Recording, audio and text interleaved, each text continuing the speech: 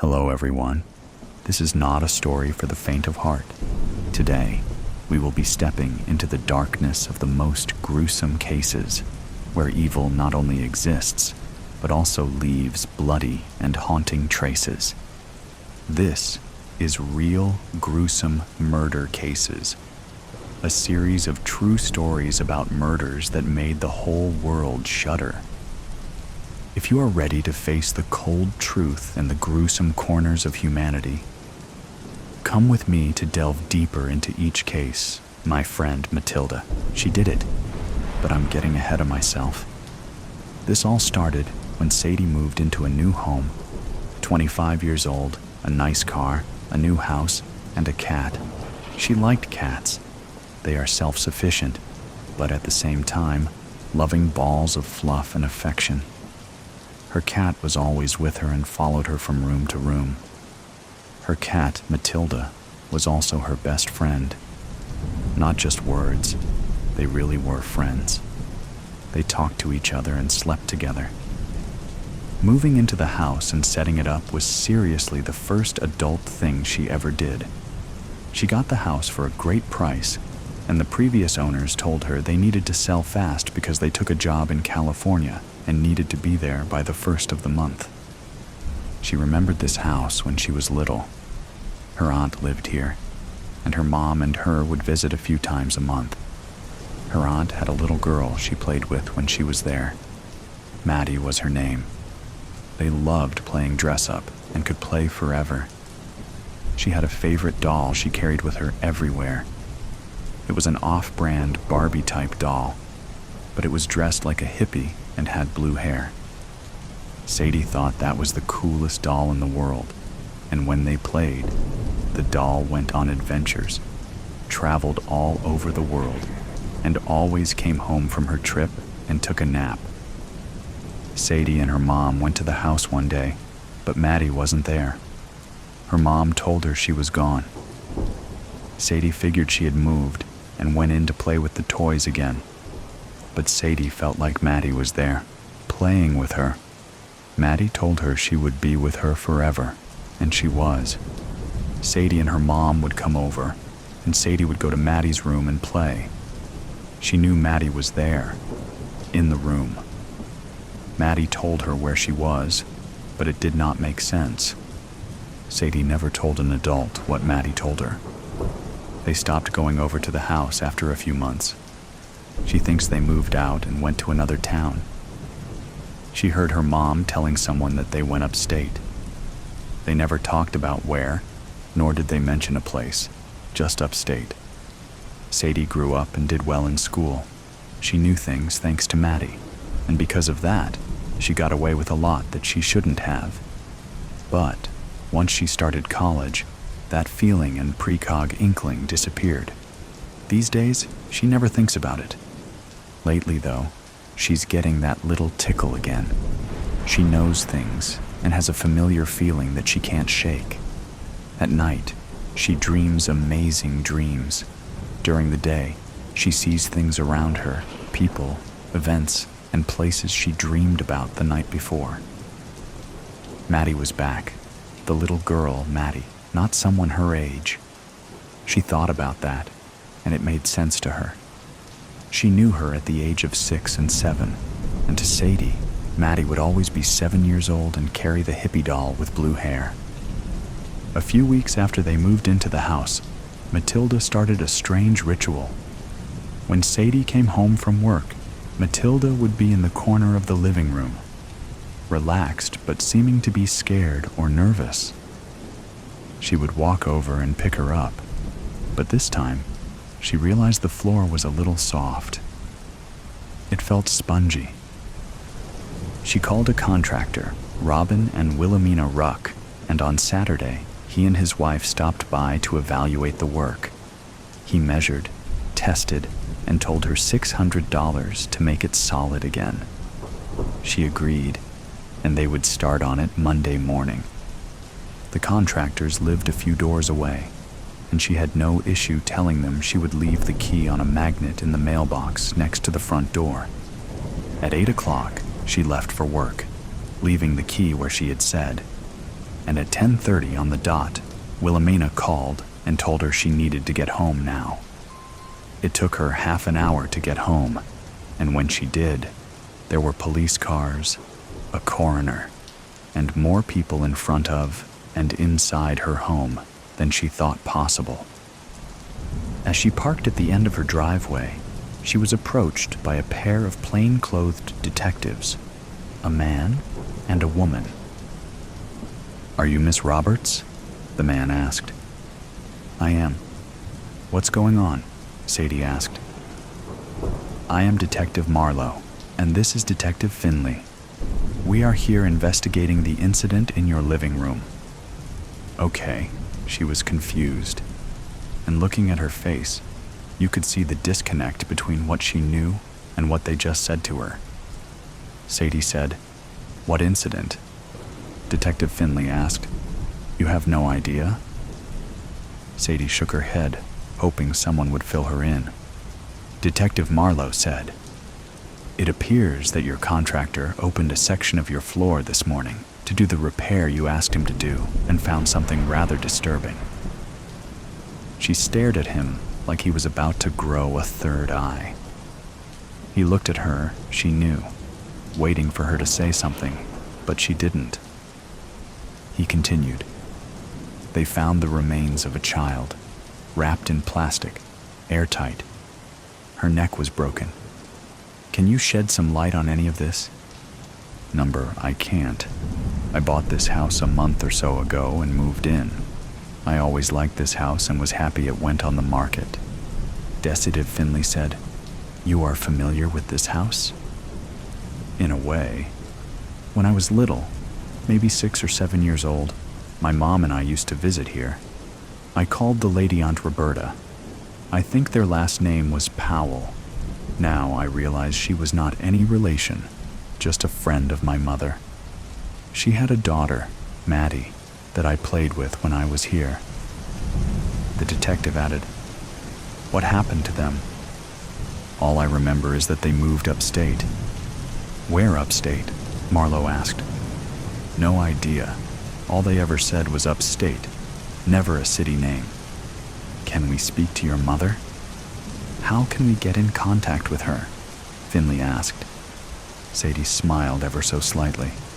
Before she could speak, Finley asked, "Why the grin?" "I have a rather interesting sense of humor, always have. I almost told you to contact my mom by seance, which made me smile. My mother died a couple of years ago from cancer." "Sorry to hear that." Both detectives narrowed their eyes at the comment, but they let it pass. "Is there anyone you know who can tell us about Roberta and Maddie?" "I have no clue. Until last night, I forgot all about this." Both detectives showed a curiosity in their eyes, speaking together. "Last night? It's kinda silly, but I dreamt about Maddie and I last night. We played in her room as our parents had coffee and sat at the kitchen table. Probably because yesterday I went up to the attic and it looked like no one had been there in a long time. It was covered in dust. But I found a box marked Maddie's things. I opened it and found a hairbrush, her favorite one. We used to brush each other's hair back then." "Can we get that brush?" Marlowe asked. "Of course. It is still in the attic. Pull the cord in the hall and climb up. There is no light up there, so you'll need a flashlight." "You said it was covered in dust. Was there any disturbance in that dust?" Marlowe asked. "Well, other than my footprints, my shoe prints actually, there were children's prints in the dust. Bare feet. They looked fresh, so I thought the previous owners had a kid who went to the attic once before moving. We need to check out that attic." Marlowe looked at Finley, who nodded. He donned gloves and booties and headed into the house. "Can we go inside? I would like to see how much of my home is disassembled." Finley gestured, and they went into the house. The contractors sat at the breakfast bar, and Sadie walked over to them. Finley followed. Mr. Ruck said, It appears your floor was so bad because someone removed and did not properly replace it after they buried the body. At that moment, the clear plastic containing the bones of a child was extracted from the floor. Sadie looked at it and was shocked. "That's Maddie," she exclaimed. "How do you know?" "That doll, it's unmistakable. She took it everywhere with her. Maddie and I used to play with it all the time." Finley walked over and looked at the digital images they had taken before they moved the bones. She looked and found the doll. In the image, the skeleton was lying on its back, the doll on its chest, and the hands of the victim holding the doll. Whoever did this knew the relationship between the girl and the doll. Finley returned to the three onlookers as Marlowe returned with the box of Maddie's possessions. "I found the brush. Maybe we can make a positive ID of the little girl," he said. Finley replied, "No need." Sadie made a positive ID. He looked at the skeleton. "How?" "That doll. They played with it when they played together." "Are you certain, Miss Roberts?" "I am. I know it. I feel it.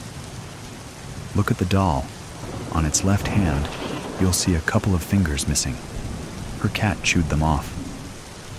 She grabbed the tablet and found the picture of the left hand. Fingers were missing. "Okay then. Maddie has been found and will be properly laid to rest. First, our ME needs to examine her. She was my friend when I was little. Let me know when I can properly bury her. We'll keep you informed." They left the house, and in a few minutes, the other cops and everyone else left. Mr. and Mrs. Ruck and Sadie were left alone. Matilda came from the back of the house and hopped onto the counter. She snuggled to her owner. "I think I will call it a night. I can take care of it in a few hours tomorrow. I have all the measurements, and the detectives said they would not need to return to the hole. So, tomorrow, it will look like it was never an issue." "Thank you." He walked over and covered the hole with a tarp, stapling it to the plywood around the hole. Sadie knew it was a critter barrier and to stop the weather from getting into the house. Once they left, Sadie sat on the couch facing the hole. Matilda sat on her lap but had not moved for over an hour. Maybe 15 minutes passed, and the hair on Matilda's back started to rise. Sadie felt it too. The room got cold, and the hairs on Sadie's neck began to rise. Matilda's back was hunched, and she was staring at the tarp. Her eyes focused on the tarp, and her pupils were their maximum size. She was looking for something, or she saw something. The tarp pushed up slightly, and Matilda hissed. Sadie calmed her. As she did, she saw her friend rising through the tarp, and she was holding the doll. More precisely, she could see through her friend. "Thank you." Her words sounded distant, echoed like they were in a great cavern. A moment later, Maddie began to fade until she was gone. Matilda settled back onto Sadie's lap. "Well, Matilda, I know now why I had to buy this house. Maddie needed to rest, and we needed to help her." Matilda gave the strangest meow Sadie had ever heard, and then started purring. Sadie sat on the couch a bit longer, thinking of playing with Maddie. It was a good memory. She did it. Now, her friend can rest, where time almost stands still. Okay, how do we start this story? We could start it with character descriptions. Nah, that's on you and your imagination. We could write a beautiful description of atmosphere and breathtaking elements. Nah, not going to happen. Then how? Fuck it, let's just go. Cole Johnson's entries. Day 104. I went to court today. It was some good, some bad. I was offered 24 years. That's good. I won't see Sally or my children for 8,760 days. That's bad. This is a decision I must absorb. My attorney says it's the best I will get and advises I take it. I won't. I did not do anything wrong. Today is chicken on the bone day, so I'm going to be quick in my documentation of my thoughts to you, world. Philip will be done working out soon, too. This place is so hard, but at least I have Sally's calls to look forward to. World, if you have an ounce of compassion, please forgive me. I did nothing wrong. As Cole finished his diary entry, he knew it was close to chow time, and he had his chicken already sold. It was a different kind of currency behind these walls. Instead of dollars and cents, it was items like soup and peanut butter. Chicken went for 5 soups, which was considered to be very expensive. We will talk about this again. Day 162.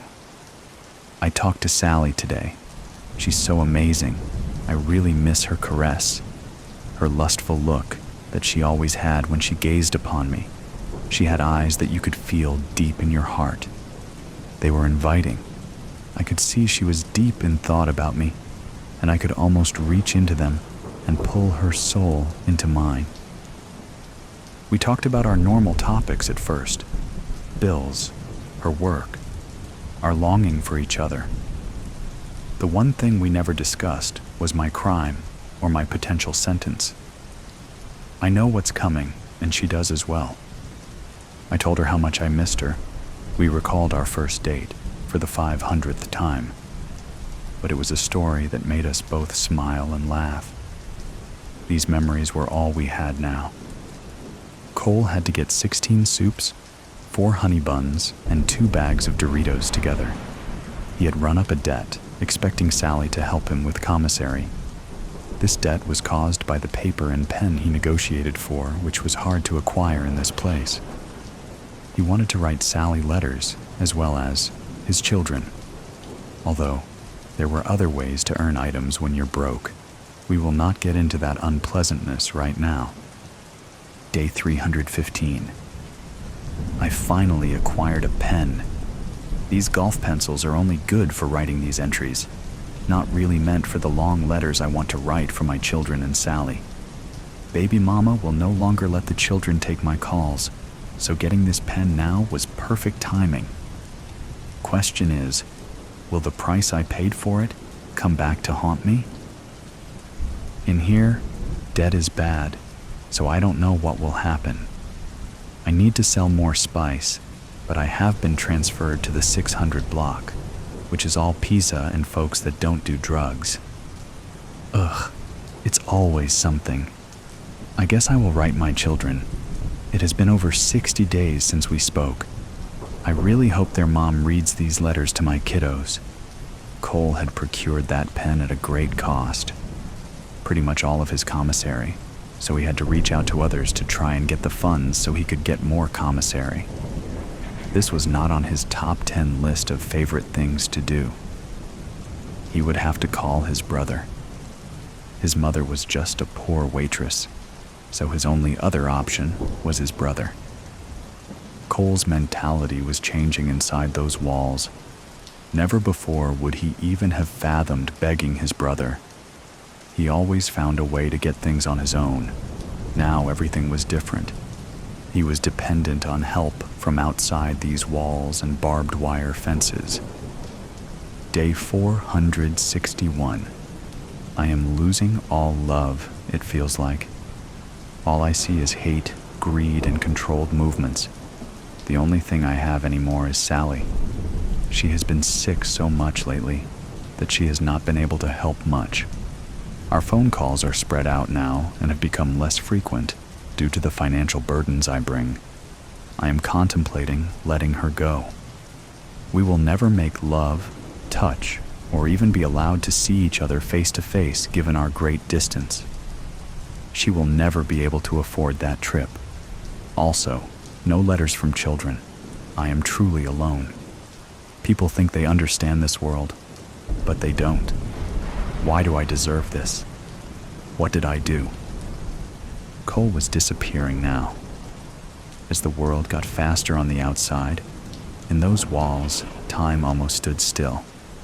Every day on the outside, new cars are bought, birthdays are celebrated, technologies are created, kisses are given, and life is moving. In here, the most simple things cease to exist. Day 936. As I write to you, world, my soul is disappearing. How will I ever be able to come back into you? My beard is long, and I have encountered so many things I never knew one man could do to another. The sound of a man's last gasp of breath. Then he's gone. World, I still don't understand what my crime against you was. Why did I get put in here? What was my crime that was so bad that you felt all should be taken? The only light left for me is Sally. Her monthly call is enough to keep me from slipping into the dark abyss. She is to call at 6 p.m. I need to shower to prepare. I know she cannot see me, but I feel she does. She is my love, my life, my soulmate. Cole went to shower, and there was a group of men that was looking to retaliate for something he had no part in, but the fact he was there was good enough for them. It was a wrong place, wrong time type of deal. Day 966. World, as I write this entry, I can barely see due to the beating I took in the shower. I need your help. I missed my call with Sally. That's all I could think about as the 4 men repeatedly stomped my skull. I have been in the infirmary, and when I get out, I am looking at 60 days in the hole, 'cause I won't say who jumped me. So, I sit here and write, which is all I have anymore. World, you're the only one who hasn't abandoned me. Can you hear me? All I need is a small sign to know that at least you are real. You and Sally are all I have. I need you, world. The beating Cole took was severe. It fractured his skull, broke 9 ribs, and put him in the infirmary for 30 days. Due to his silence, he was going to be put in isolation for 60 days. In here, someone always has to pay. However, the hole was a lighter sentence than talking. Talking would have meant his life. Day 1027. I'm back. My wounds are better. I'm still sore, but I'm better. I will never regain the teeth that I lost.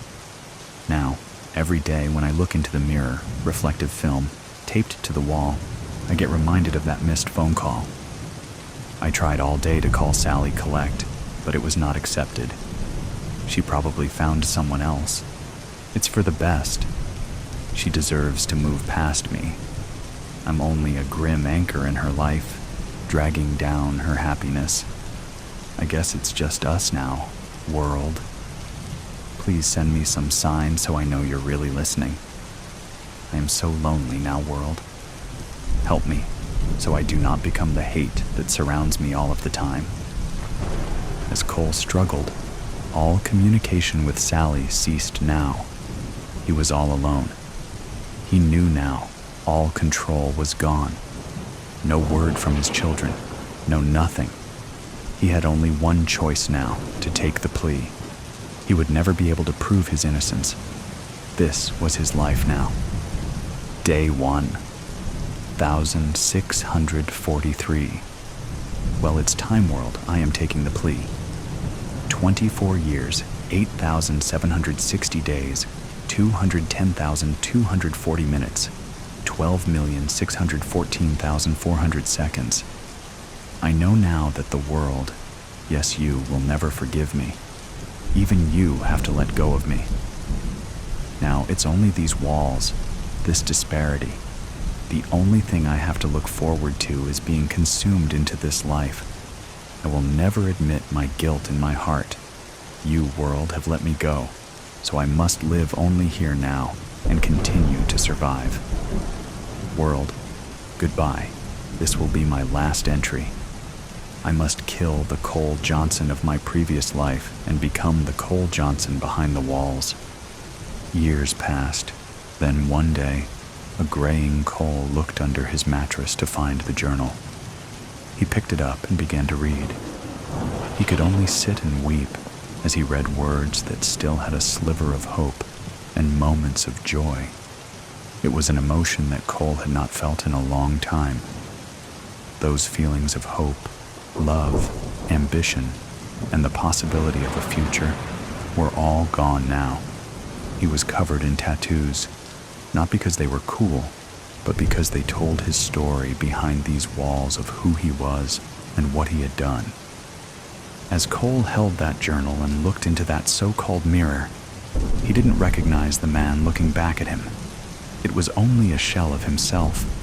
He decided to write in that journal once again. Day 6142. Well, world, it's me again. I'm sure you don't remember me. I'm the man who killed that family at that intersection on Christmas Eve many years ago. Remember me now. Why did you abandon me, world? It has not been easy. I had to kill a man, and I have been sentenced to death by lethal injection. I have tried to write the one child that survived that fateful night long ago. He is older now, and I guess has moved on. He will probably never forgive me. He will never be able to hug his sister, mother, or father ever again. I will never be able to hold Sally again, and it hurts so much. My execution has been scheduled for next Tuesday. I guess this will be my last entry. World, please let the universe know that I am sorry, and hopefully you can find a cool section of hell for me. If I could only see my love just one more time, hug my children one last time. I know now that's not possible. I hope Johnny and Allison have forgiven me and had the life they deserve and are happy. As Cole prepared to be sent into the universe, a correctional officer came into his cell to give him his last meal. He also handed him a letter. Cole stood, hoping it was a farewell from his children, or maybe even Sally. As he looked at the envelope, and he was terrified to open it. He had not seen or felt for so long, and as he began to open it, the guard told him, "We found this letter in your property, Cole. We do not know why it was overlooked, and we all thought you deserved to have it." The correctional officer left, and as Cole opened it, he noticed it was old like him. It was from Sally. It read, "My dearest Cole, I know by the time you read this I will be gone. It turned out the reason I have been so sick lately was because of the aggressive cancer inside of me. The doctors have given me only weeks to live. I am so sorry, baby. I cannot stop it. I want to tell you how much I love you. I know someday we will be together in the stars. My love, I hope this letter finds you with compassion, not fear. Everything will be okay, Cole. Even in death, I will not let go of you. I will always watch over you, my Cole. Please forgive me for leaving you. I love you so much. The doctors are coming. If I am able, I will write you again as soon as possible. Love your soulmate, Sally." All Cole could do was fall to his knees. She was always with him. He thought he was talking to the world, but it was his Sally all along, petrified. You would never have noticed it if you weren't looking for it. That was precisely the point. The instructions given in my embroidery group had been clear enough. After nightfall, take a stroll on the second lane past the bakery, look for the unlit lamppost, and turn down that dark alley, they said in hushed voices as the pianist began playing in sudden loud fervor, by coincidence. Then you will see a mossy stone staircase, which you will descend, and at the end of it, there is a dim hallway. She lives through the set of green doors on the left.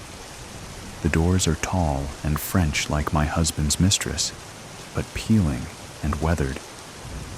I can tell they were once painted a lovely shade of emerald green. Half of that green paint lies in small piles of flakes on the cobblestone. I debate knocking and decide instead to reach with false confidence for the rusted copper handle. It turns downward easily. A small bell rings and echoes. Welcome. On the poster she is grotesque, an example of how time and sin turn a person sour. But in person she has the kind of enduring beauty you can't tear your eyes away from. Do come in, darling. Don't be shy. Contrary to popular belief, I don't bite, although I can't say nothing here does. Her voice is like a wind chime, melodic and resonating, barely brushing over the crashing waves of her words. I wonder if I'm here too long, if that voice will drag me out to deep sea. Or did that only work on men in the myths? Take a seat, love. Yes, there is perfect. Would you like a cup of tea? Well, it's never too late for tea, is it now? I enjoy it late into the night myself, but maybe you've been raised more proper than that. Here, the cup is warm, not hot. If she noticed my shaking hands when reaching for it, she didn't say a word.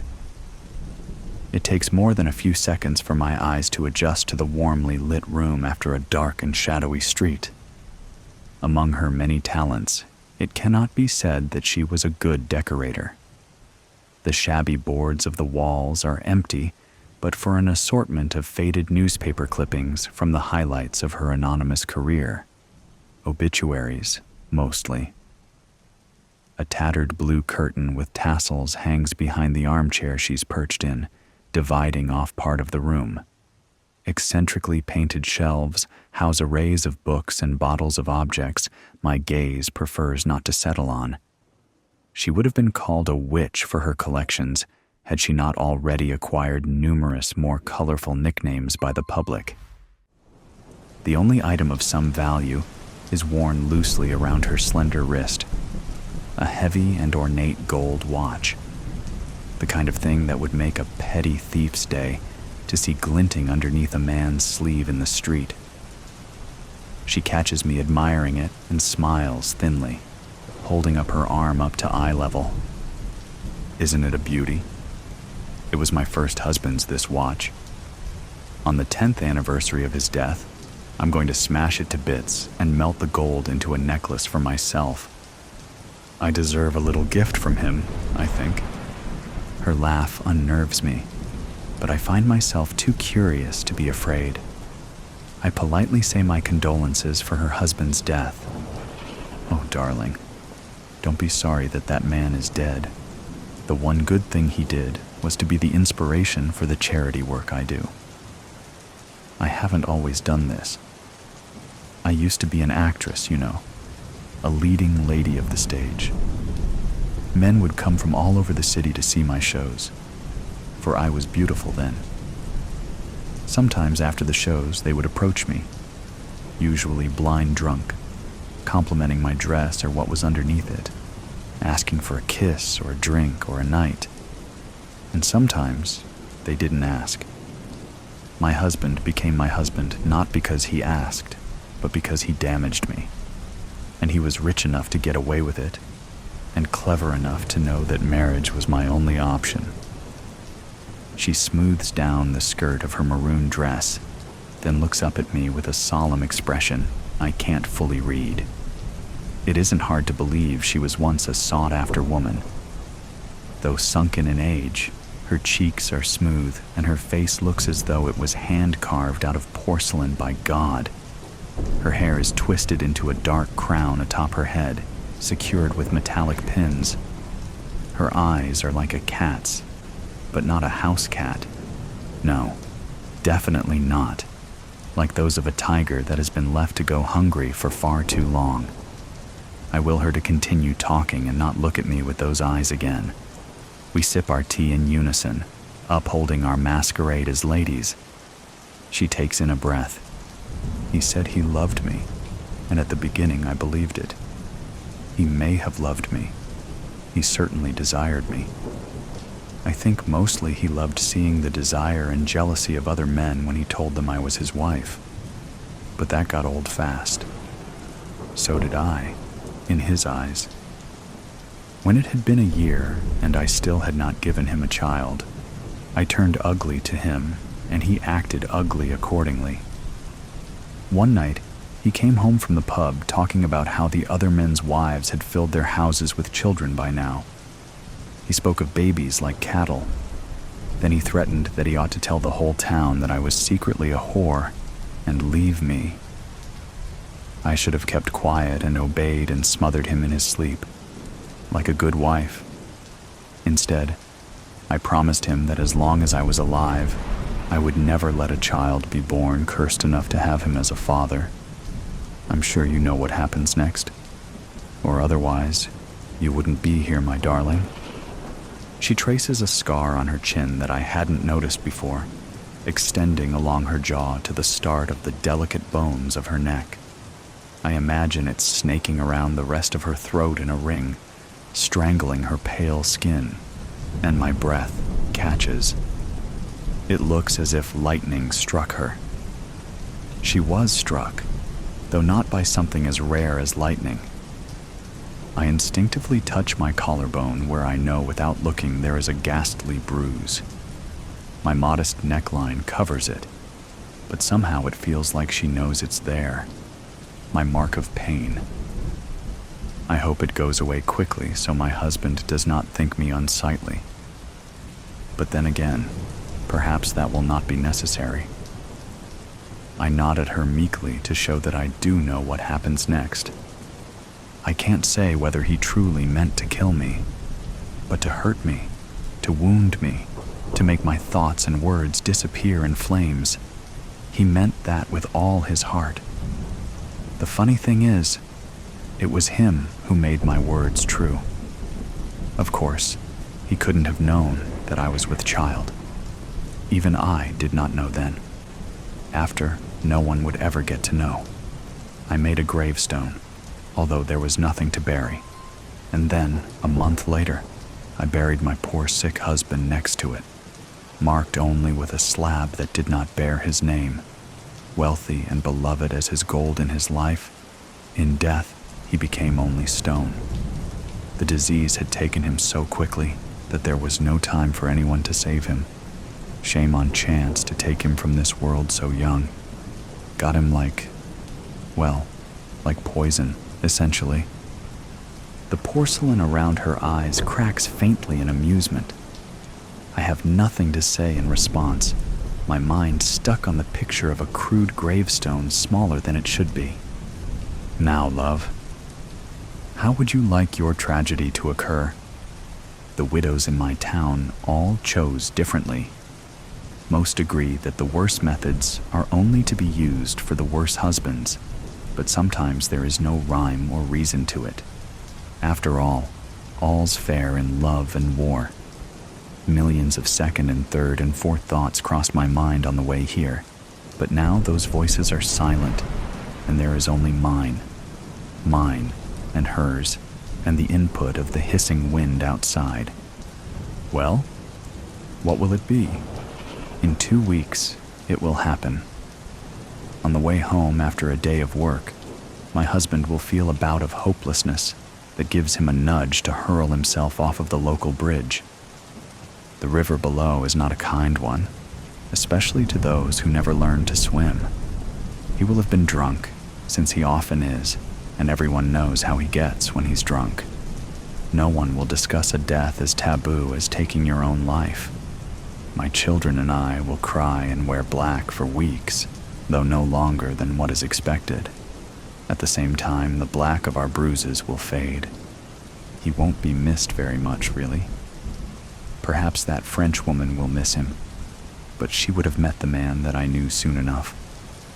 I will decide to raise my children in the countryside alone, and we will be happy. I cannot say yet whether I will regret it. The final time I will see the woman's wild tiger's eyes, she will tell me that not once has she regretted anything in her life. She will say that it was a pleasure to do it, and fearfully I will believe her. Oh, it really is getting late, love. Your family must be at home expecting you. I reply that they are, and I thank her for her kindness, nervously reaching to shake her hand. How much blood has coated it? On the posters, they say she has killed 3 men, but I know these were simply the times she wanted it enough to make it gruesome. The posters also envision her as grotesque, which means that they have not ever seen her, or the mark on her jaw from her fall after being struck by lightning. The posters know nothing. The men know nothing. We women must stick together, yes? The image of my young daughter appears and consumes my mind. I would do everything in my power to ensure she never has to know the instructions to get here. There will be no scars for my girl to trace. I will make sure of that. I nod and drop the woman's unassuming porcelain hand. Beneath the sound of her wind chime voice is a softer noise I hadn't paid attention to before, almost like a breeze rustling through dying trees, overlaid with the humming of the earth. It is separate from the wind and the rushing of my blood. She notices my piqued interest, and rather than say anything, stands, chuckles, and regally draws back the tattered blue curtain behind her. In view now is a cage filled with twisting and writhing scaled bodies, hissing and competing with each other for air. They move as one, a trembling monster of green. I step back in sudden horror. She isn't looking at me, but I see her eyes flash ravenously. You don't have to worry about them, darling. Their venom is reserved for the venomous. Diary of a serial killer. How might one endure the silent and secluded nature of winter? Be the bear, enter a deep cave, and dream, dream, dream. Jacqueline Suskin. I probably shouldn't be writing this, but oh fucking well. When the most precious thing lodged in your heart is ripped out and crushed by an unthinking alcoholic asshole driving with a revoked license, you do things, unimaginable things, and not just burying your beloved 8-year-old son, which was not on my shitty life bingo card, OBVs. But life wasn't shitty before. The word should be capitalized, before. No, better yet, the before. Because now, life was rent in two, forever separated by the gaping maw of rage. The before and the after. A fissure of overwhelming grief that quickly cracked, allowing the steaming, boiling lava to emerge from her core. Oh, he would pay, that drunken dickhead. His money won't protect him, not from me. They gave her the codename Mama Bear, but he never imagined that she was holed up in a cave. On a hunch, he came out to the Pennsylvania woods at night, alone. Common sense, and the FBI handbook, would label his actions reckless at best and suicidal at worst. But he didn't fear for his safety. Mama Bear targeted a certain type of prey. Except for being a male, he didn't fit her profile. Funny, they were both profilers. October snuck up behind him, picking up the crisp air, tossing it around. Playing offense, it switched tactics, threw it toward his face, temporarily snatching his breath. He continued to climb, quiet, crunching under his boots, allowing the patches of clearing and the light of the frosted full moon to guide his steps. He'd reach the cave no matter what, so the easy way was the best way. He put his hand in his front pocket, felt the crumpled page of a diary. The paper crinkled like the fallen leaves underfoot. It was mailed to him at his office. This one, and the other entries. He had the sense to turn in the others, but not this one. Well, most of the others. She vowed to herself that she would abstain from killing for a month, or so she wrote. By his accounts, it was day 30. He hoped her undated entry referred to October. At least he would have a day. One day. It was easier than I thought. I would say too easy. But that motherfucker mowed down my baby like a shirtless, beer-bellied jagoff, hurrying to cut the grass before the Buccos game. Maybe it shouldn't be hard. Justice shouldn't be hard. Not in the semblance of a fair world.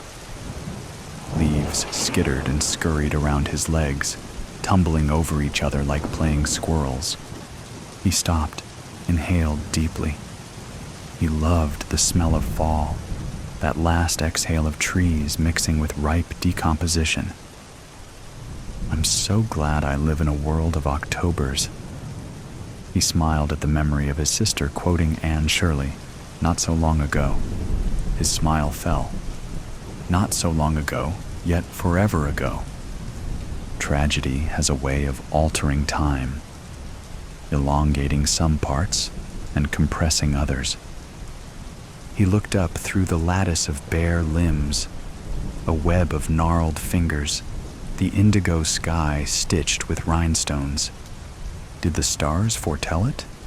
It was the mutable signs of the zodiac: Gemini, Virgo, Sagittarius, Pisces, BTK, Dahmer, Bundy, the ones born at the end of a season, not in the middle, like the fixed signs, like Scorpio, like her.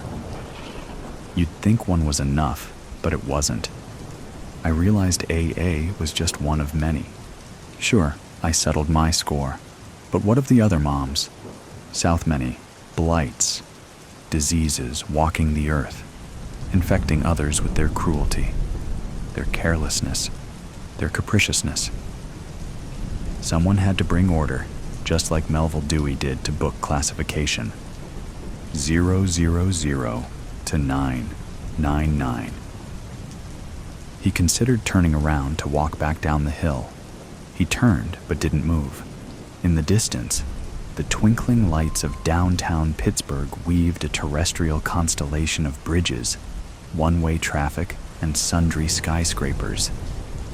The Steel City, just like its people, metal backbones, gritty guts, and honest hearts.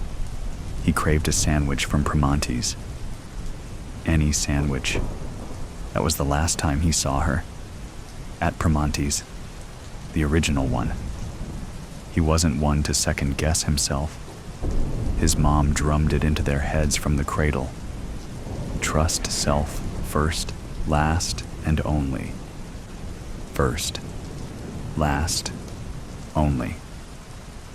Thanks to the internet and social media, it's not hard to find someone, or their misdeeds. What was once relegated to a diary like this is now vomited onto Twitter, Instagram, Facebook, and YouTube for all to see. Many lap it up, probably because it makes them feel less uncomfortable about their own stupid decisions and meaningless lives.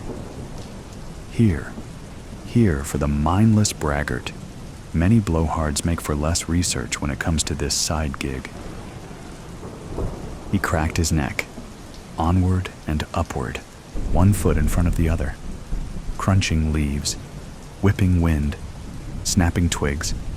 Up, up, up he climbed. He was getting close. His hand reached towards his front pocket. Again. He read the page dozens of times, just like the rest. He couldn't help it. Just touching the decal-edged diary page brought clarity and understanding. He had to find her first. Could it be that easy? I think this might be my last entry. I knew it was a bad idea. No, make that bad idea, to write things down. But writers write. Fish swim. Birds fly. Dogs bark. Writers write. And mama bears? Well, unless you're bent from birth, looking at you, mutable signs, no one sets out to be a killer. Or, as I like to differentiate, a remover.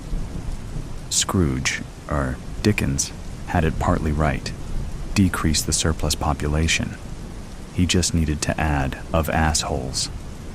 Decrease the surplus population of assholes. Dangerous, foul, hollow assholes. He neared the ridge. He was getting close. He pulled out the wrinkled diary page.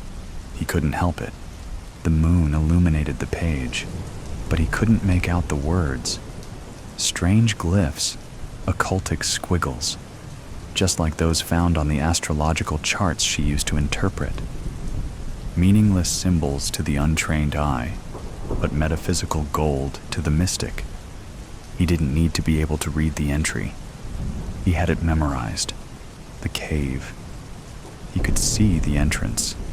Dark, yawning, an inky maw, just like her rage. He reached into the other pocket for his flashlight. She beat him to it. Her flashlight shone on the ground ahead so as not to blind him.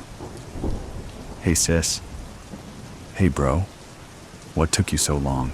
The Interstellar murder hobo. First Trooper Lundgren Morrissey. Constabulary grid. 7H6 of Earth's solar militia woke drowsily from what felt like a thick fog tinged green with a mild sense of nausea. He wasn't uncomfortable, but understood the night was over, and his hangover was coming, slowly creeping into his body from a distance. What did I do last night? I remember the girl Adrian sent, and drinking, so much drinking. He didn't feel much concern over his lack of memory. It wasn't his first blackout. Some memories always returned, and there was the footage to look forward to. He furrowed his brow as slowly growing behind his eyes, expanding over the top of his head. A headache made its presence known. It grew rapidly into a solid thump, forcing a hot gush of saliva flood his mouth, literally blushing his face with heat at the same time. Unable to control his own body, he rocked upwards to vomit, only to find himself restrained by the wrists above his head. With a viscous blub, the vomit tried to project, only to flop back into his mouth, down his chin, neck, and chest. This just induced another almighty heave, this time sensibly spilling it to his right. It pooled against his cheek.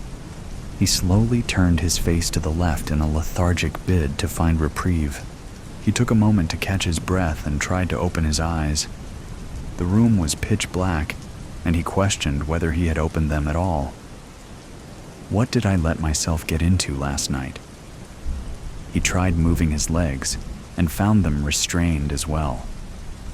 Ugh, enough of this. Hello, he croaked, his throat dry. The vomit had settled in the wells of his body weight, coating the back of his neck, sticking viscously to his right cheek and chin. He was getting annoyed that the girl had left him like this. He thrashed his whole body in a vain attempt to break out with brute force, to no avail.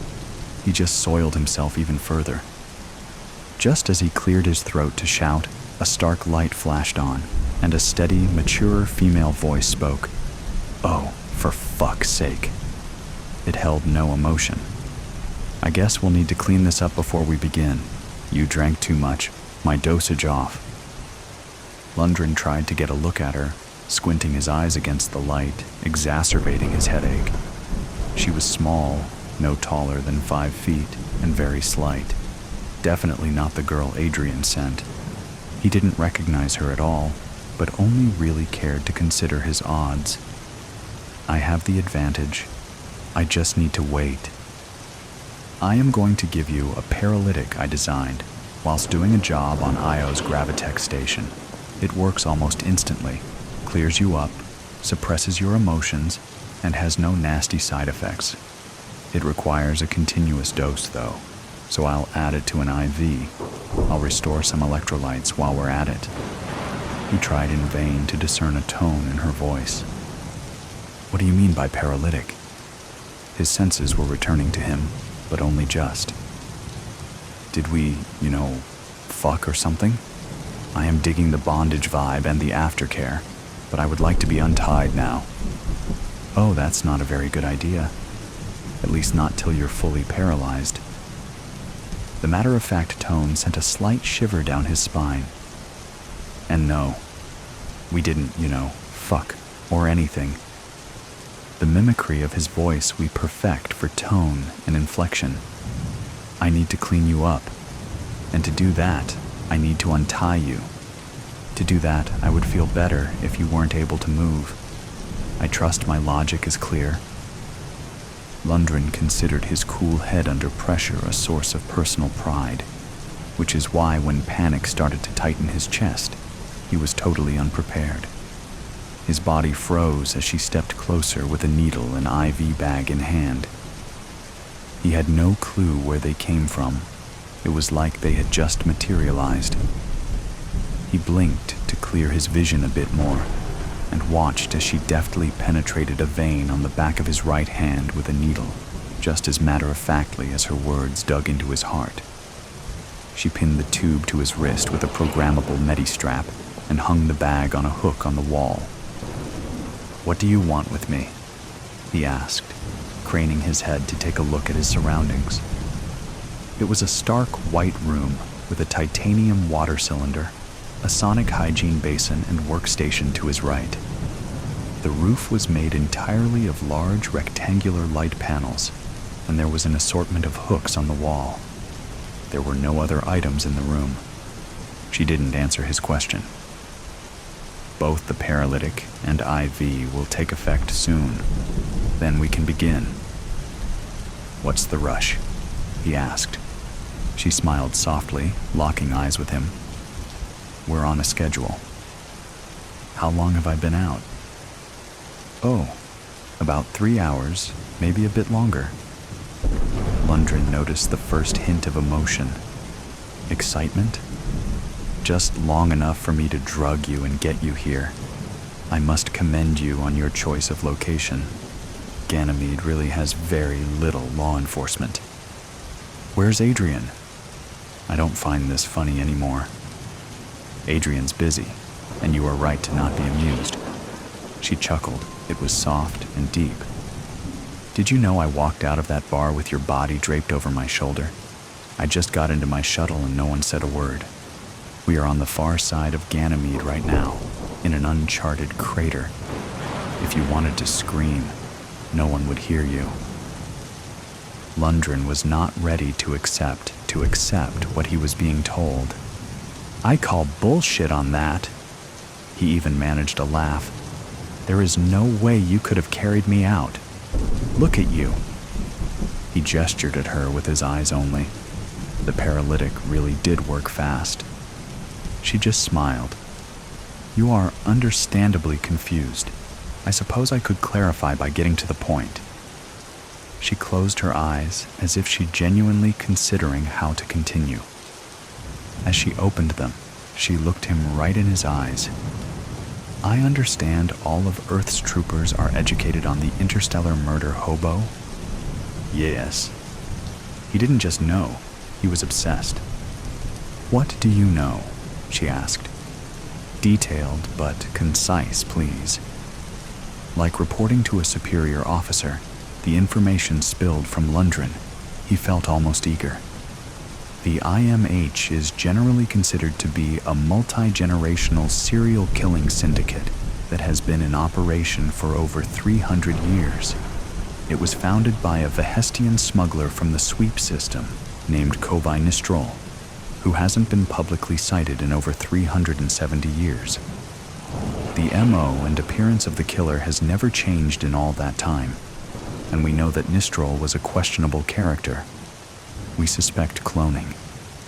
Considering the average Vehestian lives about 175 years, we think the torch has probably been passed 3 or 4 times. Lundgren paused and considered whether he should be feeling a little more frightened. There was certainly some anxiety, but it felt distant. He couldn't help but admit that she really had designed quite an effective little paralytic. The irony that his face remained unaffected, whilst the rest of him, both physically and emotionally, felt numb to all around him, hadn't escaped his notice. "Please continue," she instructed.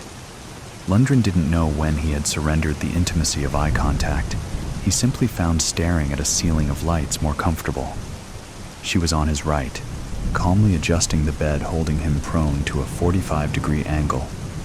Clearing his throat, he continued. Thus far, we've confirmed 715 kills over 67 separate planetary systems right across the Milky Way galaxy. It is the only criminal case that has ever experienced galactic collaboration from all 89 systems recognized law enforcement agencies. The most astonishing fact is, other than the footage, we have literally no other clues or evidence to build a case with. Is that all? She asked quietly. He looked at her through the corners of his eyes. She was over by the water cylinder, attaching a long hose and shower nozzle to a valve on the side. Well, there's a theory that all serial killers want to be caught, but the IMH has proven to be the exception. As I said, 0 sightings. There's never been a more successful criminal syndicate. And their motive? Vengeance. Is there anything pettier? There are several things actually, but continue. He chanced another look. She was adjusting something out of sight on top of the cylinder. The hose hung down the back of her left shoulder. They find people they consider victims whom have been denied justice via official means and take revenge on their behalf, completely. No one is left to continue the cycle of vengeance. He expelled a sigh that sounded almost like a sob. This will be cold, she said, and turned on the hose without giving him a moment to protest. The water was indeed cold, and he gasped audibly. The pressure was decent for a cylinder setup. Of course, he could only feel that as she blasted him right in the face. Looking down, he could see a clotted, foamy spiral at the bottom as water and vomit drained away to who knows where. She made sure to get as much off of him as possible, even scrubbing his face with a rough cloth. The cold shock was the final catalyst in restoring his clarity. As she shut the valve on the cylinder, the room suddenly became very familiar. He'd just never imagined it from a victim's point of view before. The water cylinder, 5 feet tall, should have been the first clue, but the wide-rigged medical bed, the stark white walls and various fixtures, this was the IMH's killing room. Fuck. He said it with soft resignation, closing his eyes. Alexei? He asked, forcing himself to look at her. She simply smiled. I suppose it's time things got interesting. She tilted her head, not breaking eye contact, and changed into a 9-foot artisan right in front of his eyes. Sporting a full complement of tusks, 4 arms, and thick, motley brown, leathery skin. With 2 enormous hands, she grabbed him by the chest, and with another, she deftly undid the restraints that held his wrists. He couldn't feel them. He simply observed their lifeless flap in his periphery. Careful not to disturb the IV and needle, she gently rested him forward, cradling him in 2 of her 4 hands. Hanging as though over a horse's rump, with his face facing towards the metal floor, he noticed rivets. With a free hand, she flipped the valve back on, and he felt the cold water blasting the back of his head. She made sure to get every last scrap of mucus, alcohol, and tiny chunks of stomach lining from his hair. He heard the telltale pattering of water blasting plastic as she cleaned the bed. Once done, she pinned him back against it and quickly lowered him into a horizontal position. She morphed back into her previous form. She wasn't young, but he couldn't fathom any sort of age in her either. She was certainly beautiful. She proceeded to gently tie his wrists back up above his head. It took the lock clunking loudly into place that brought him back to his senses, just enough to ask, "What are you?" "I am glad you asked." She wasn't looking at him, preoccupied with returning the cylinder and hose to their original places. "I am a changeling." "Impossible," he scoffed. "Possible," she challenged. "What did you just see?" As she spoke, she had moved over to the sonic hygiene basin, and was fervently cleaning her arms and hands. The changelings from the Alpha Centauri system were all exterminated nearly 400 years ago. It was the only mass-sanctioned genocide with a full vote from 89 out of 90 planetary systems. A vote held without our system, within which we lived peacefully among 3 other sentient spacefaring species. Most of them died with us, did you know? Only the fractions off-planet were spared. They are still trying to rebuild. Except for the changelings, who were all confirmed as being on-planet within the Alpha Centauri system at the time. How did you survive? I had been abducted by Vehestian smuggler from the sweep system prior to your destruction of our system. I must have been given up for dead when I didn't return during the summons. She closed her eyes briefly with a pause, then continued. I certainly felt the yearning to return. It was incredibly painful. To be called home on such an instinctive level, to then be unable to return due to my unlawful confinement. She took another pause, but made firm eye contact, compelling him to remain silent. It nearly killed me, and it should have. With the destruction of my homeworld, the cosmic link compelling us to return each Centauri century was severed. As such, I survived. Is that why you kill? It's just personal vengeance all along? He felt comfort in the scorn he was able to insert in his tone. She laughed softly. No, it's not even why I started killing. That honor rests with the smuggler who repeatedly raped me every night for 12 years, which was how long it took me to build immunity to his variety of custom sedatives, by the way. He was guilty of other crimes, but I digress. I slowly tortured him to death, probably 9 years after being severed from the link. Why do you kill then? He asked as she removed the Medi-strap and IV with ease, stowing it out of sight. The effects of the paralytic will wear off quickly. She continued without a pause. I kill because 5 years after I escaped my confinement, I found someone else denied justice, someone too pure and injured to take vengeance for themselves. I cared for him very much. That was over 367 years ago. The Vehestian smuggler, you use his face for all your killings, don't you? The fear welling in his chest felt like an ocean tide. There's no syndicate either. It's just been you all along? I do, and yes. She permitted a small pause to let that sink in then. I think it's time we got on with it. She walked over to the back wall and pressed gently against it. A small, previously imperceptible cabinet opened up. Inside was a camera link-up, a large red sledgehammer, and an assortment of torturing tools. She morphed into the Vehestian smuggler, now standing 6 feet tall. She pressed a small button on the side of the camera to start recording, sending the footage out to the whole system. Live. Do you understand why you are here? The smuggler's voice was deep, smooth, and seductive. He knew, and he saw now further point in wasting time. He was resigning himself to his fate. He knew his options, and opted for complete honesty. I shouldn't have won my case today. Correct, she affirmed. And do you recognize this? She held up a small rectangular drive, fitted with an illegal isolation port so the data contained cannot be detected, even when plugged into one of Earth's collection servers, which was basically all of them. Lundgren recognized it on an almost intimate level.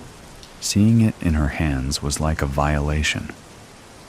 It's my diary, he replied, looking straight ahead of him. I suppose you want the encryption key?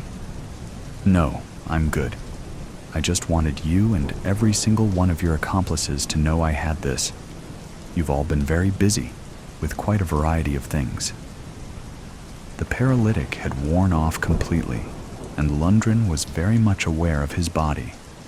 The pain, discomfort, Fear and anxiety enveloped him like a landslide. He couldn't stop the tears singing his eyes, nor the sobbing noises of hyperventilation as panic consumed him. With a mighty crack, fire exploded across his left cheek. She had hit him hard. First Trooper Lundgren Morrissey, Constabulary Grid 7H6 of Earth's Solar Militia. You have two choices. She never once looked at the camera. Her focus was on him and the task ahead. She continued, "You can confess, and I'll make it quick, or you can deny your crimes and face torture." First Trooper Morrissey, what do you choose? My case," he stuttered. "Rutger V. Morrissey. I am guilty of the crime he accused me of." "He confesses." He could hear the smile in her voice. What crime was that? What was it that 14-year-old Alexei Rutgar accused you of?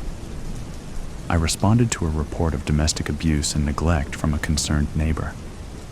When I arrived on scene, Alexei had already been alone for 3 days, with neither food and nor money. His father was dead, and his mother appeared to have run off with another lover. He swallowed, not wanting to continue. "You know how this works. Speak, or I will make you." "I raped him, okay?" he blurted out. "And then we covered it up, like we always do." "Correct," she said. Lundgren knew what was coming and started hyperventilating again. He didn't have to look.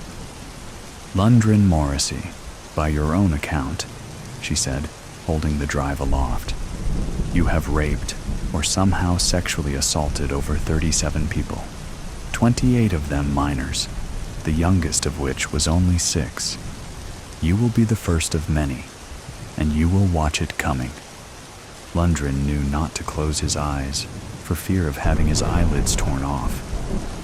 The very last thing he saw before it all went dark was the rapidly descending head of an enormous red sledgehammer as it slammed into his face. Marie Antoinette. Squat, beige and Soviet, the Marie Antoinette apartments stood against the stale gray Minneapolis sky. Irony of the worst kind, he thought, blandly ugly and unconscious. He would take exquisitely self-aware irony any day over this 3-story architectural monstrosity, classed up with tacked-on ionic Greek columns, harsh blue LED Christmas lights wrapped inexpertly around them, canned Christmas classics pumping through the air. God, this place was only better than minimum security prison by a hair. But it was all he could afford now, so he'd just have to lower his eyes and his standards every time he approached. He tried to avoid the other people in the building, but a few of the near-indigent souls, especially the family across the hall, insisted on pestering him with their lowbrow holiday cheer, the cheap gift of homemade cookies, the invitation of a seat at their dinner table on Christmas night on the flip side of a child's crude drawing of a Christmas tree slipped under his door. All this might have been more bearable if anyone he knew now understood why the Marie Antoinette apartments pained his soul, filled him with righteous rage. He'd certainly never get that from his obtuse, court-appointed therapist, a small, garish woman whose office and clothing reeked of TJ Maxx. So, he amused himself by using up their 50 minutes, complaining about how much he hated living there.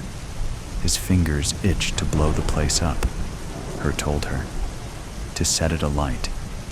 She told him there were healthier ways to channel and examine his negative emotions, so he could eventually let them go. He needed to think about what the Marie Antoinette represented to him, she told him, to look deeper, and to perhaps think about its positive attributes instead.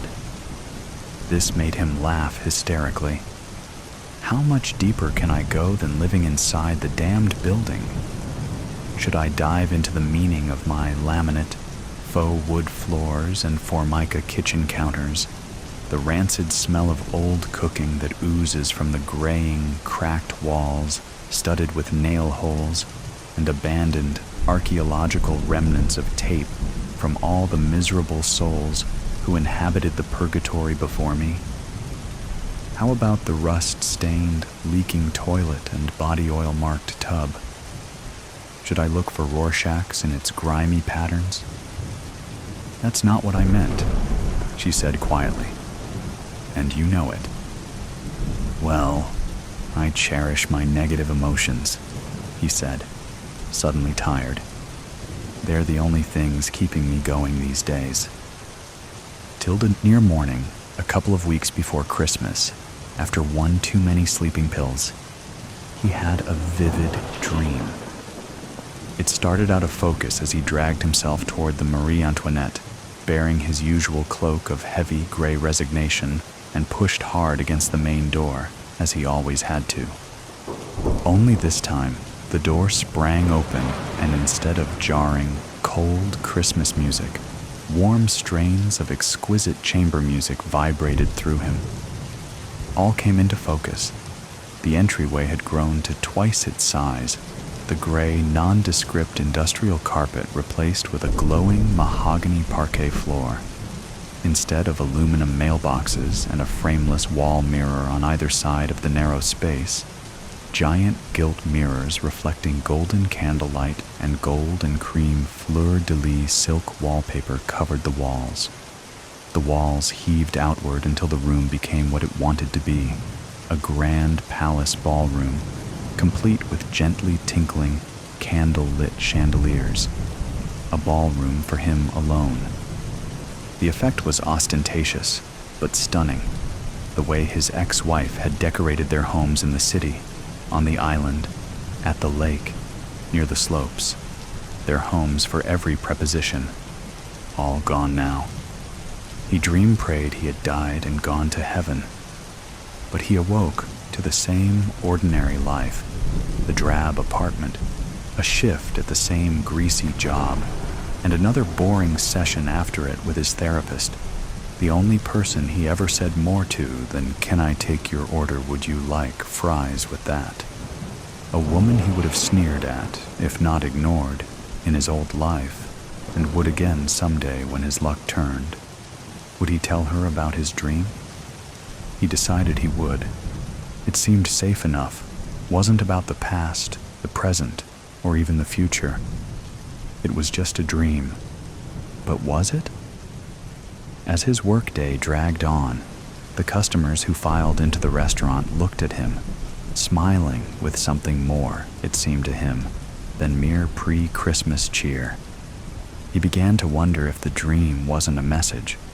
Maybe his luck was about to turn. He'd paid his dues after all. That old feeling began to tingle again. By the time his 4 o'clock appointment with TJ, as he'd taken to calling her, even to her face, arrived, he'd decided he must keep the dream to himself until he knew more. He had to get through the session, get home, eat a little something, and take his sleeping pills.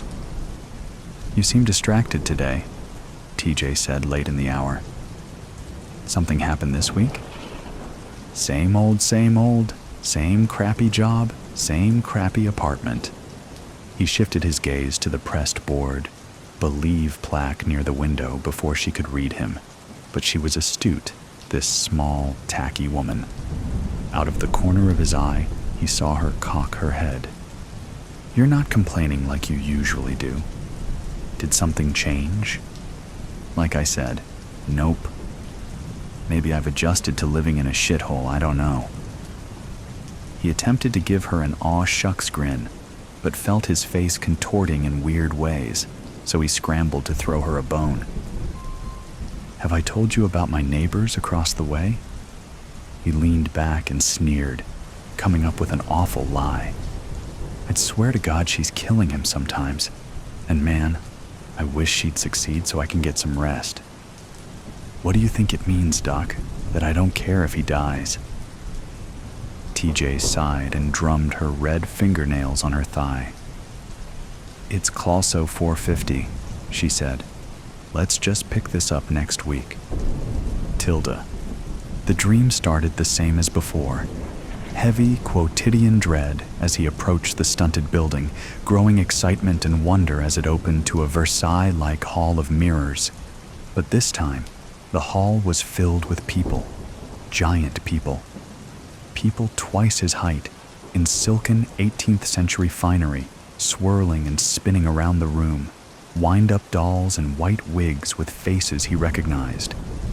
His old clients, wealthy people he'd cheated and stolen from for years, people he'd fooled into being his friends, people from the life he wanted back desperately.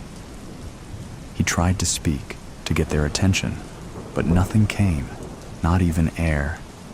As he watched, the dancers grew larger. Wait, no, he grew smaller.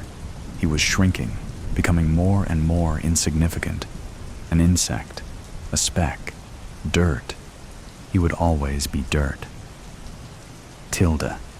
He stumbled through the rest of the week, his nights vast and dreamless. TJ seemed surprised to see him in the waiting room early, but said nothing. He sat on her couch, cleared his throat. I had this dream, he said, that my building became a palace, but one I will never have access to again. His voice shook. She handed him the tissue box. Yes. He gave her a brief description of the dream. What do you think it means? She asked. Isn't that your job? No, she said simply, and crossed her arms, waiting. I guess. I don't think I'll ever again have the life I had before. I don't think, he said, swallowed. I deserve it. No, she said again, not clarifying what she meant, which oddly made him feel more respect for her. So, what now? That's up to you. Well, a hint might be nice, he whispered, wanting to scream. He swallowed. You are my damn therapist after all. Okay. What do you miss most about your old life? Not from in here. She tapped her head. Not ego. From here. She tapped her chest. Heart. What do you really miss? He shook his head. I don't know. Without those things on the table, nothing. I mean, I don't have kids. My ex-wife was a money-grubbing bitch, and my friends... Shit, I didn't really have those. Maybe luck. But that's not what you mean either. I know what you're getting at, but you're barking up the wrong tree. She smiled, the first full smile he'd seen from her since they'd met, before she'd gotten to know him. I don't think so. I think you're getting somewhere. Maybe your dream was telling you more than you think. Like I've said before, dig deeper, go further. The answers are there, inside that building and inside you. He choked back a snarky, whatever Obi-Wan, and nodded at her. Glancing at the clock above the door, he stood, smoothing his sweaty palms against his jeans. Hold on. She held up a finger and smiled again. I have something for you. He stared, not comprehending. She turned to fish something out of a paper bag, then turned back, holding out a flat package wrapped in green tissue paper and red curly ribbon. Of course, Christmas was only 4 days away. He stammered, cheeks reddening. I didn't get you anything. He didn't know why he was embarrassed, which only made him blush harder. She laughed. I was not expecting you to. Don't worry about it, it's no big deal. Merry Christmas. Merry, yeah, he said, looking down at his name. Jeb, in black marker on the paper, an inexpertly drawn holly leaf and berries below it. A feeling spread, not altogether unpleasant, replacing ungenerous thoughts about the cheesy gift she'd likely procured at TJ Maxx. Thank you, Geraldine, he mumbled and bumbled out the door. Tilda. He worked Christmas Eve day, took the bus, and trudged home as the sun set again too early, the day again too short, carrying his fast food dinner and a bottle of California Pinot Noir he'd splurged on. It was only 4, but it felt like midnight. and his near-unfurnished apartment felt more featureless and tired and depressing than prison ever had been. Because it was his choice to leave it so, he realized. He had nowhere else to go, so he busied himself with eating and drinking, the food cold and congealed, and the wine's mediocrity disappointing. Folding up the empty, redolent burger paper and fries box, he glanced at the present Geraldine had given him, still unopened on the kitchen counter. He wasn't sure whether he'd saved it because it was his only gift, or because he didn't really care about it. Either way, he might as well open it now. He washed his greasy hands in the kitchen sink and poured another glass of wine. He picked up the gift and carefully untied the red ribbon, did his best not to tear the green paper as he picked at the tape, then slid the paper away.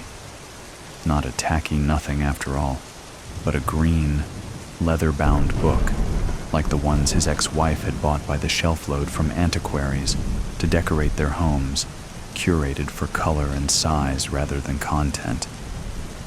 But this wasn't inert decoration. It was chosen for him to read. He snorted. Crime and punishment. He knew the gist of the story, though he suspected he'd have to read it to get the nuances she intended. Funny, he found himself looking forward to it. His doorbell rang. Book in hand, still smiling with surprised respect for Geraldine. He answered the door to find the frazzled woman from across the hall. "Hi, Jeb, right?" Her grin was crooked, a little shy, infectious. He nodded, and she said, "Marissa, you never responded to our invite to dinner for tomorrow evening. Can you make it?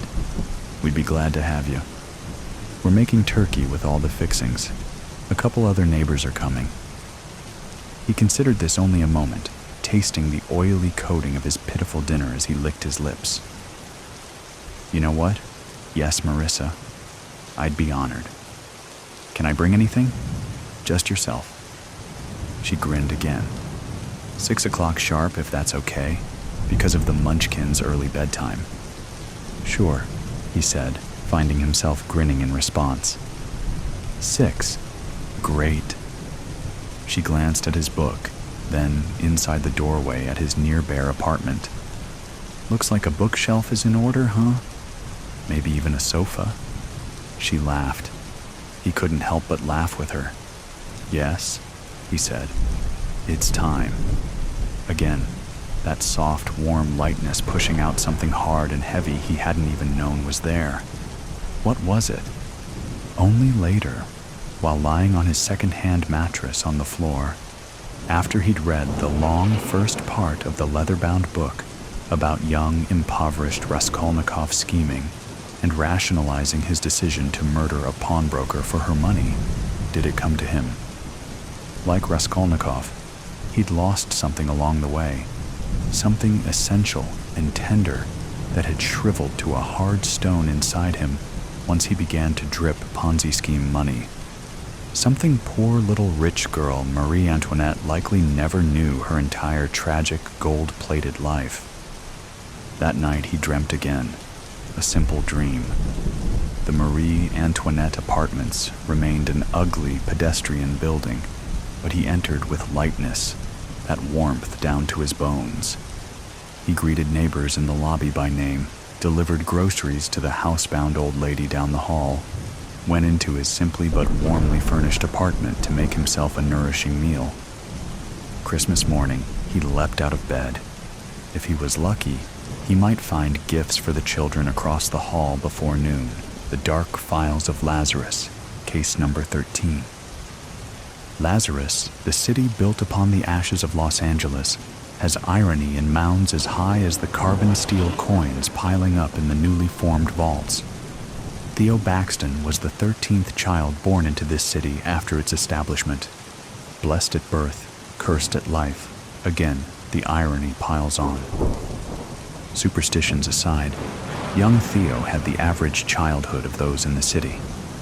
A busy father, a mother who stayed at home making a side business for her personal hobbies, schools located on the outskirts as a means to accommodate all from different walks of life, rival gangs that start between said schools and end up either inside of the city or inside the ground. Theo was no exception. He was branded to the Cater Kings, a gang that sought to make money between other gangs as an intermediate and peacekeeping family. Fees were issued to them to end turf wars before they started, a fair sum of carbon steel coins and fruit seeds that could also be traded in for food and weaponry. Young Theo was trained as the accountant of the group, having excelled in his classes of mathematics. In fact, given his devotion to the numbers, he was also allowed to freelance between the gangs. Word would spread throughout Lazarus of the boy genius with a fist in fights and a hand in banks, and he had his own office flat amongst the perks of a local celebrity. This climb would continue for 3 years until the peace was finally shattered. A third world war was an ongoing rumor even in this decade, but the threat of such was a temptation that could no longer be ignored. The federal government, trying to keep its iron hand upon the nation's throat. At the same time, groups of states were seceding from the Union, starting with Texas and Florida. California was arguing its points to secede despite being government central for years. Tensions were high everywhere, and all it would take was one little push. According to an associate of Theo, who wished to remain anonymous, a letter with no return address and a waxed seal pressed with an emblem of a serpent eating its own tail. Inside, Theo told his associate that it was from someone named Enzo, asking for help to what was described as a complicated accounting error. Despite Theo's policy to only work with people within the city, the letter promised a large reward, $50 million in carbon steel, with an extra $5 million sent to him as an incentive. All he had to do was leave his answer outside of his door by the second day of receiving the letter. The answer was yes. On the fourth day, the associate stated that a large sum of carbon steel was made to Theo's personal vault. The bankers, however, refused to divulge information at the time according to their privacy policies, and insisted that since no amount of money was stolen or missing, that this was just another paycheck for Mr. Baxton. Come the afternoon, a large box was delivered to Theo's office, containing paperwork and USBs pertaining to the error mentioned in the letter from Enzo. Theo did examinations and cross-examinations, contacted different businesses, and even got in touch with several tax collectors. Apparently, several different accounts belonging to key figures within the city gangs were seized, and the paperwork of each were sent to the wrong people in authority, all of which were dismissed under negligence. Now, no longer needing any trials, the figures could get their money back, but the public servants refused to be involved with the returns. Instead, Theo was contacted as a representative of the Cater Kings to oversee the return of the physical funds. The associate then told of what happened over the next few weeks. Delivery trucks containing wooden boxes of the promised funds were driven to the outskirts of Lazarus, where the gangs of the prominent figureheads awaited to take to the vaults, personally. The associate noted 2 things that were strange. All the truck drivers wore masks, and all the boxes were locked with their designated keys back at the vaults, awaiting in the hands and granted access only by the bank personnel.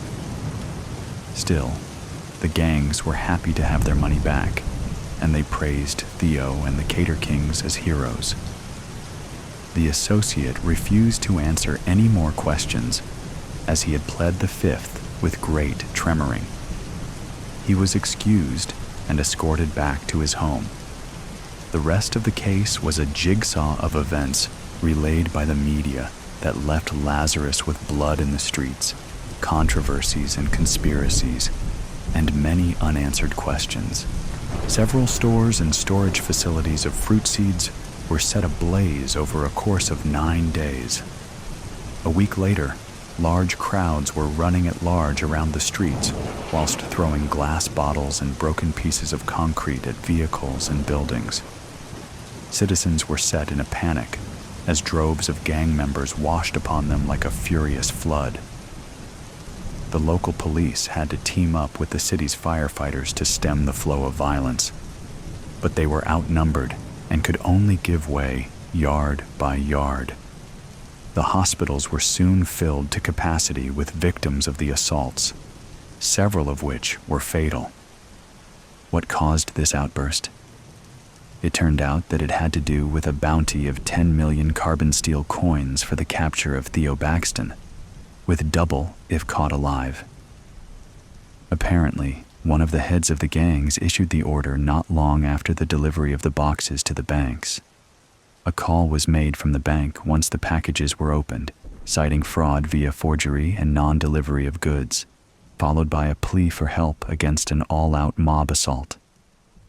The police noted that none of the perpetrators used any weapons outside of the bank's own supplies, from chairs to pens and even magazines, with hysterical employees reporting threats against the traitor, the embezzling rat, with maledictions attached. Theo himself was unable to be reached, for he was no longer in Lazarus. Another of his associates, before dying of his wounds in one of the hospitals mentioned earlier, only uttered this: "Had to get him out. He, not in the wrong, framed. Got him out to a friend. Gotta find Enzo." The assessment by the city's detectives were as followed. Theo was made aware of the goods inside of the containers, which turned out to be lead bars. He was made to lay low as the Cater Kings tried once more to keep the peace. The turmoil was spiraling off the rails, and the Kings were placed in the spotlight. The head of the Cater Kings, who also remains anonymous, promised the others that he would provide them with the guilty party members, i.e., he was going to offer Theo up as a sacrifice.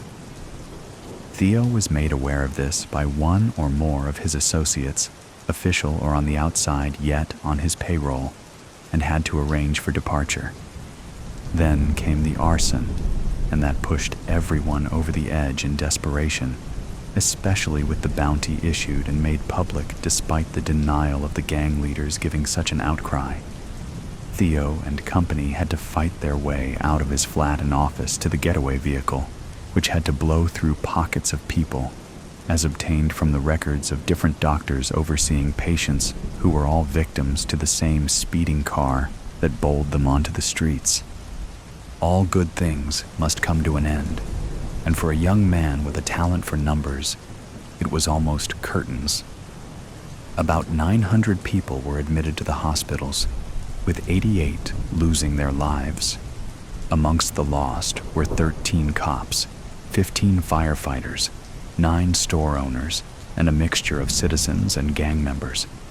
In the aftermath of one of the darkest moments of Lazarus, the questions still rebound about the roads and haunts. Who was Enzo? Who really sent the bounty, if not any of the gang leaders? Where was the money? Where is Theo Baxton? Until the young accountant is apprehended, no one knows. There is doubt that even he will know. Authorities are looking as far as the coastlines, but so are many a gang member, with the Cater Kings intent on making good of their promise. Once, a city of angels was promised. Now, a den of devils has been erected, and it calls out for nothing less than vengeance. Thoughts kill. I held in my cough as I entered the bathroom, senses already on high alert. Smoke unfurled around, blinding me for a moment. It took a second to gauge my surroundings, but once I had, it came as no surprise to see my older brother standing in their group. The only boy in here. After all, this was a ladies' bathroom. I watched in the mirror as the cigarette got passed around. A girl with pouting lips caked in maroon lipstick, passed it to my brother. His lazy smile at her and the smoke around were in competition to make me nauseous. A familiar bubble of bile arose in my throat as he puffed out carbon monoxide. I clenched my nostril muscles, focusing on fixing my hair in the bathroom mirror. Luckily for me, I hadn't been spotted yet. They all started laughing as he did some kind of trick with the smoke. My eyes were so narrowed now, I could hardly see out of them. Once my hair was done, I walked over to the door, palm raised to open it, when a girl's voice said, "It's coming tomorrow," my brother's voice answered. "The LSD?" "Shut up!" the girl barked, leaving the bathroom deathly silent. I felt his eyes on my back before I saw them. Next thing I knew, I was slammed into the bathroom wall, inches from a familiar face. His lip curled. "Hello, sister." "Your sister?" the girl asked. She better not be a snitch. My brother didn't answer. I took refuge in the fact that I knew secrets of his that he'd rather die than let his friends know. Or that I knew he still had nightmares about Dad. Or that he used his blanket as a tissue for his snotty nose. His breath steamed on the mirror next to my head as he leaned in harder, earning a yelp from me as I felt his shirt button press in. "Don't let me find you in here again." I arched an eyebrow in response, trying to mask the turmoil inside. "LSD? No way." "Oh, brother, should I tell them?" He read all his secrets on my face. "Go to hell," he snarled. I held out my hand in answer. He looked ready to spit on me as he pulled out a $5 from his pocket. I shook my head with a smile. He took out another. I took the money from him, squirmed out from the bathroom, and contemplated calling Mom. I knew Caleb drug dealt, but this? Everyone knew it never stopped at Cigarette Doll. It had only been a matter of time. And that night, I gave the money to Mum with a too bright smile. "You know, honey, I don't need a commission from the money you earn. The job pays well, Mum," I said with a shrug, the lie spilling from my mouth like silk. She gave me a side hug, then carried on with her work. I lingered for a moment, at odds on whether I should tell her. But when I saw her eyebrows sink into a furrow, her lips into a frown, I decided that she had enough on her plate. When the front door slammed, indicating my brother was home from God knows where, neither my mum nor I left our rooms to greet him. The ritual had been long gone since Dad had left. Well, Dad's hello was more actions than words to Caleb. I can't deny that I hadn't felt the want to stop him all the time. Hearing his footsteps outside my door, a feeling of hate so red clouded my mind that I found it hard to breathe. Mum was at the epicenter of it all. Her money had all been stolen by him for the drugs he was addicted to, then played off as a fraud. I was simply recycling the money back to the owner. It was tough falling asleep that night, knowing I couldn't stop what was going to happen tomorrow. But even if I could, I wouldn't. I wanted him to hit rock bottom. That was the only hope for change for him. And maybe that made me a sucky person. Hell, the worst person. But it's what he deserved in my eyes. The pain I saw flit on my mother's eyes when he'd come home drunk a few weeks ago was enough to make my fiery personality want to put a bullet through his heart. I avoided that bathroom at all costs on Tuesday. There was no way I'd be near choked again. I'd had to cover the bruises from yesterday up with a woolen scarf. In summer, I looked like a right idiot. School went smoothly. Well, as smoothly as a high school day in America can possibly go. And then I was home. I put my phone on D&D, the thoughts running through my mind, demanding instant attention. Being home alone was one of my favorite things. Just my mind and I.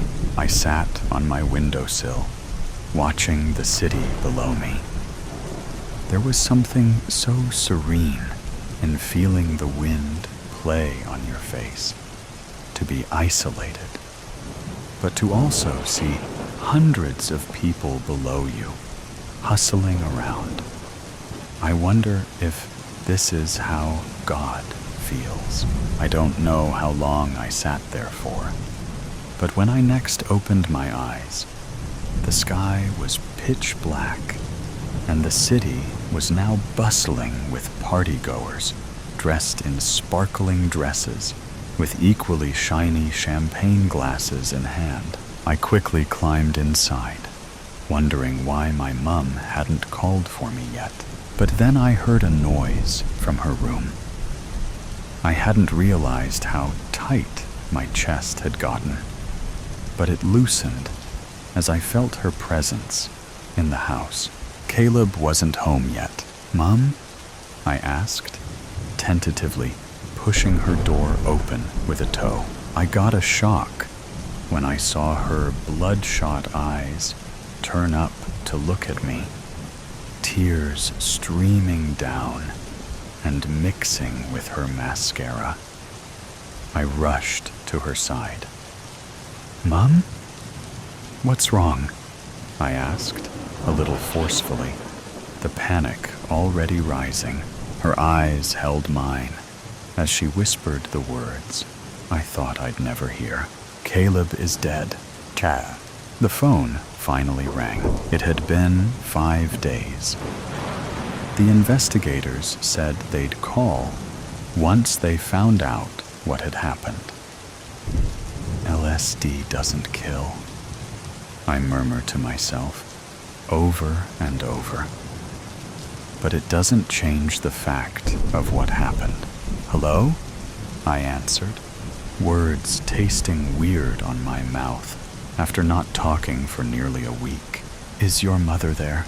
I passed the phone to my already crying mom, leaning in to listen over her shoulder. I only got bits and pieces. 5 minutes later, my mother put down the phone, hand still trembling. "It wasn't LSD. He didn't take LSD. So he took something else?" She shook her head, her throat bobbing as she swallowed a sob. "The supplier sold them a synthetic drug as LSD. I had one goal. One. To put that supplier behind bars for the rest of his life. Maybe that would take away the guilt that I practically killed my own brother." The dark night. A shadow of a figure was running in the dark. All around were tall trees, and only a small fraction of the moon's rays got through the canopy. The ground was a black void, with no difference between the dirt and the tree roots. A pack of wolves howled in the distance. With every gust of wind, the tree branches and leaves banged and rustled like a toddler playing with pots and pans. Under all of that was a low mumble, rhythmic, like a drum cadence, but ghostly in origin. The figure trips. Eli. The scene quakes. Eli. The moon disappeared. Elijah. Blinding fluorescent light replaced the woods. 13-year-olds Eli and Tyler were sitting in the mall food court, eating dinner across from each other. Eli's heart was pounding in his ears, and his hands trembled. Tyler put her hands on his. Eli, what did you see? Eli repeatedly blinked back at her as the fog lifted from his head. I don't really know. Come on, she said, slinging on a side bag as she raised from her chair. You can think about it on our way home. I don't want to miss the bus. Without a word, Eli cleaned up their table and carried the tray away. As soon as his hand was free, he reached for her hand. They walked away from the tables, with Tyler locking her arm from Eli's swinging. Not too many people were left in the mall. There were a few stragglers around the pop-up stands, but most were lacing their arms through jacket sleeves by the exits. However, two men, a twig-like one with close-to-the-head African curls, and a log-like one with slicked hair, mostly to one side, didn't fit in either group. They stood off the side, away from everyone else, surveilling, looking for something. Their cookies and cream vibe didn't make Tyler divert their path. She was right until they stepped into their way. Excuse us, Tyler Woodlock and Elijah Krieger, the twig one asked through a British accent. Tyler pulled Eli closer. No, sorry, she answered, starting to walk around them, with her and Eli's fingers turning red. Government agents? The other man stopped them, flipping open his budget case. Miss Woodlock. The Brit slid closer, as Tyler gave out a nervous laugh. She pulled it together with a devious smirk. All right, agents. She stepped closer. But one thing first. Yes, the man said, putting his budget back. Tyler gave the Brit, the fitter one, a stiff kick in the shin. With him on the floor and his partner stunned, she yelled, "Run, Eli," giving Eli a push start. Eli sprinted off, getting a head start as Tyler toppled over a supply case. He headed for the loading docks, a path Tyler forced him to memorize for an emergency like this. As ordered, he ran without looking back. He nearly ran off the truck port in his mindset. He jumped down. Falling on his hands, he looked like a frog. He couldn't find the strength to stand, but he walked, half crawled, to the rear of the building. Collapsing against the brick, he took his chance to look back. She wasn't there. He stayed twisted around the corner, waiting for Tyler. All of a sudden, bright light beamed onto him. Drawing Eli's attention, the voice called out, "Stay there!" They boomed like a drill sergeant. He clambered to his feet. and did the total opposite as the voice commanded. A stampede of boots followed Eli as he jotted into the wooded area on the other side of the loading lane. The fall night grew darker as he was chased farther in the woods. With every gust of wind, the tree branches and leaves banged and rustled. Their movement shifted and blocked the moon as if in a game of peekaboo. This and the uneven ground made Eli bobble like a pinball. The voice rang out again.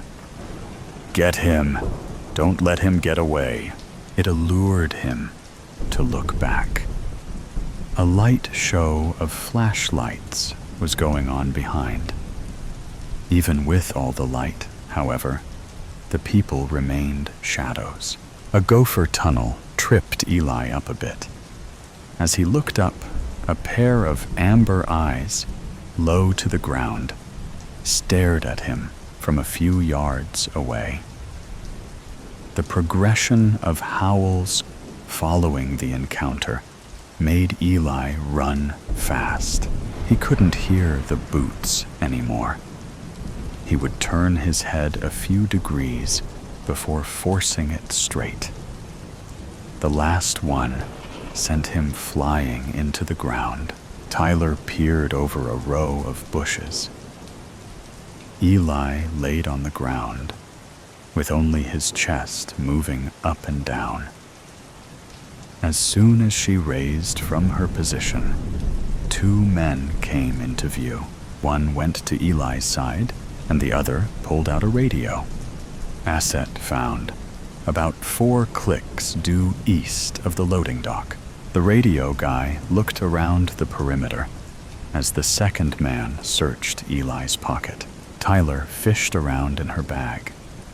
In the dark, the inside of her bag was a void. She felt cold metal as more men appeared. The one left Eli's side. "The cards aren't here, sir." Eli let out a moan as he began to stir. "Bring him. We'll find out soon enough where they are." He turned and started the procession away.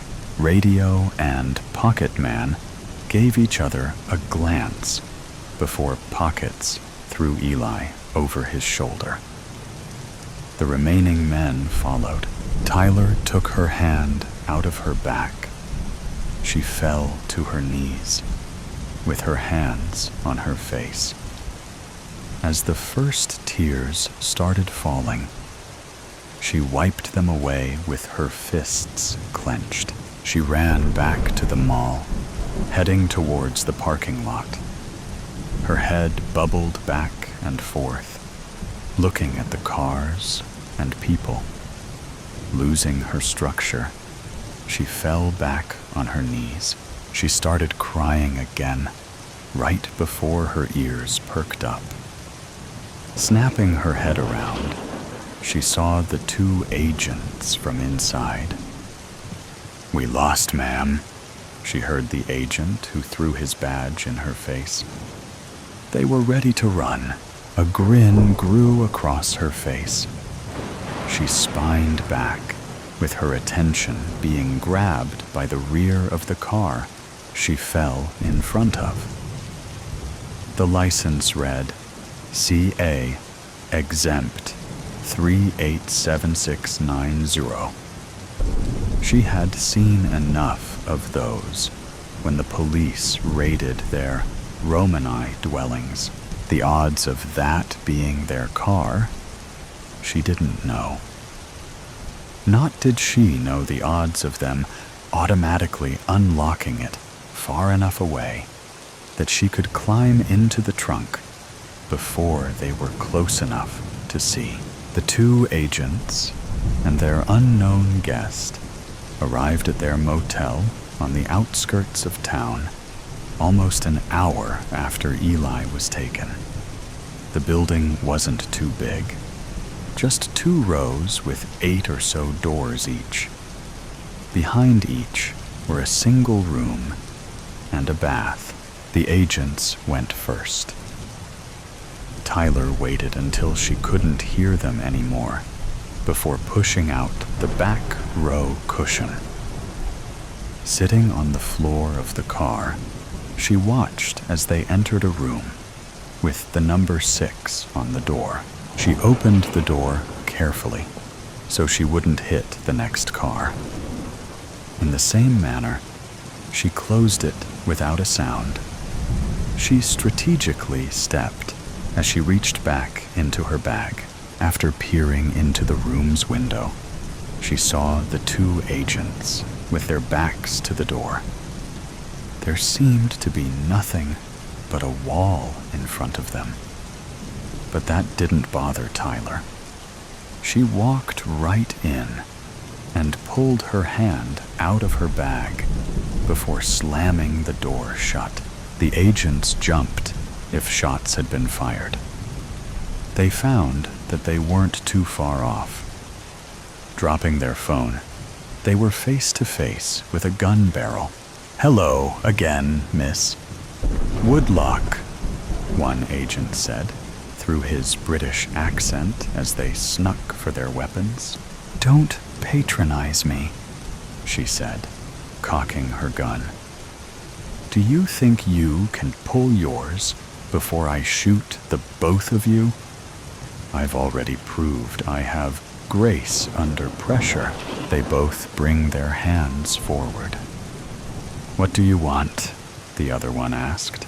"Well, Agent Vincent Petrov, I'm thinking about a trade."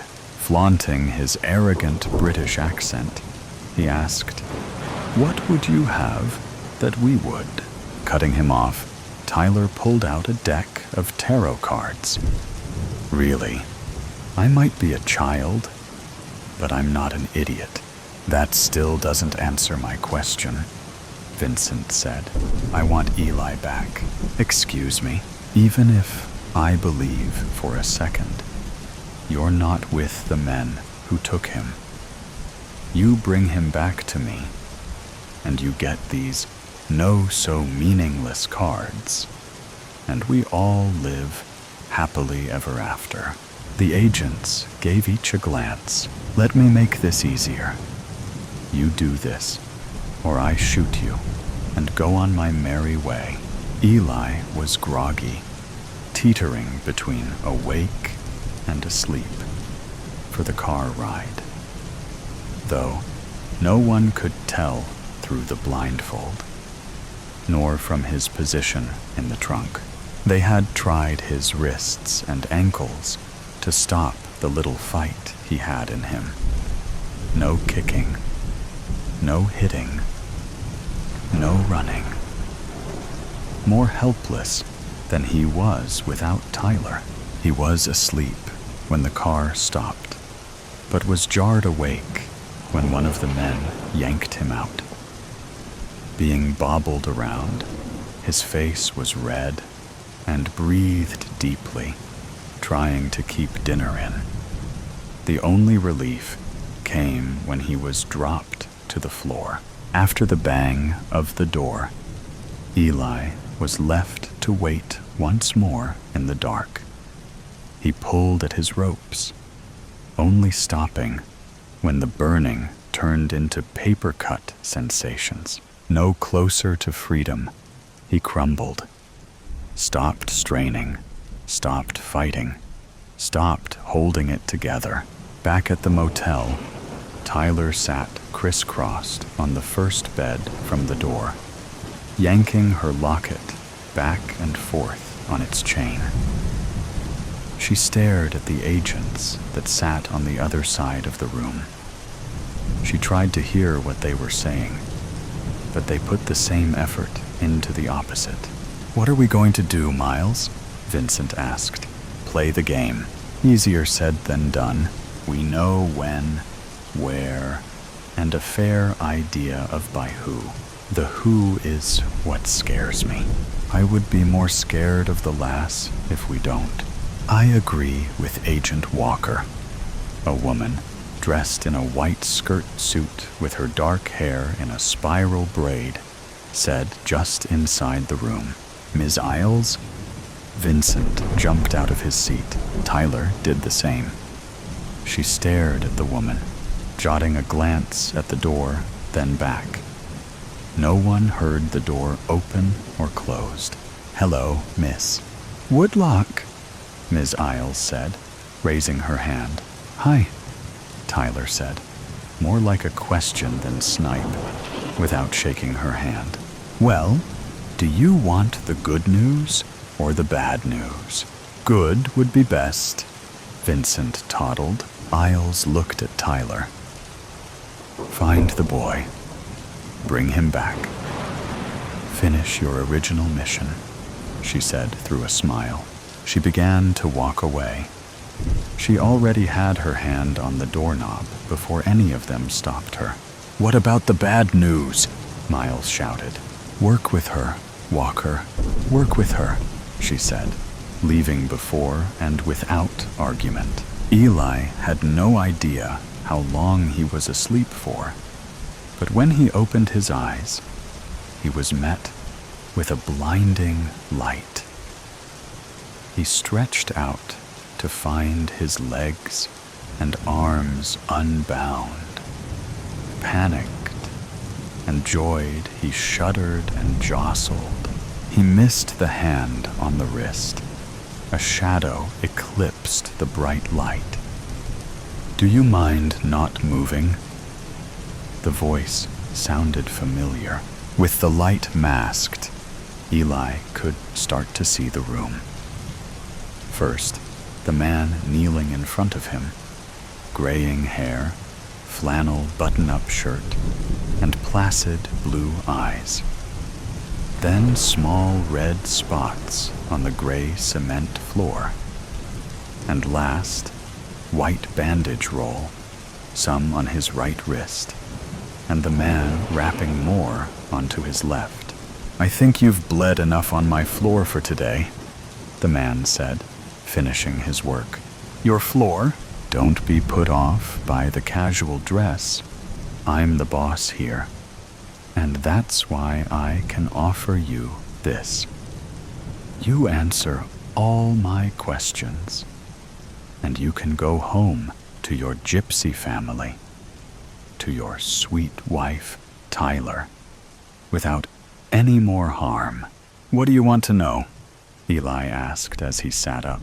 "Why don't we start with something simple? Why did you run away from me at the loading docks?"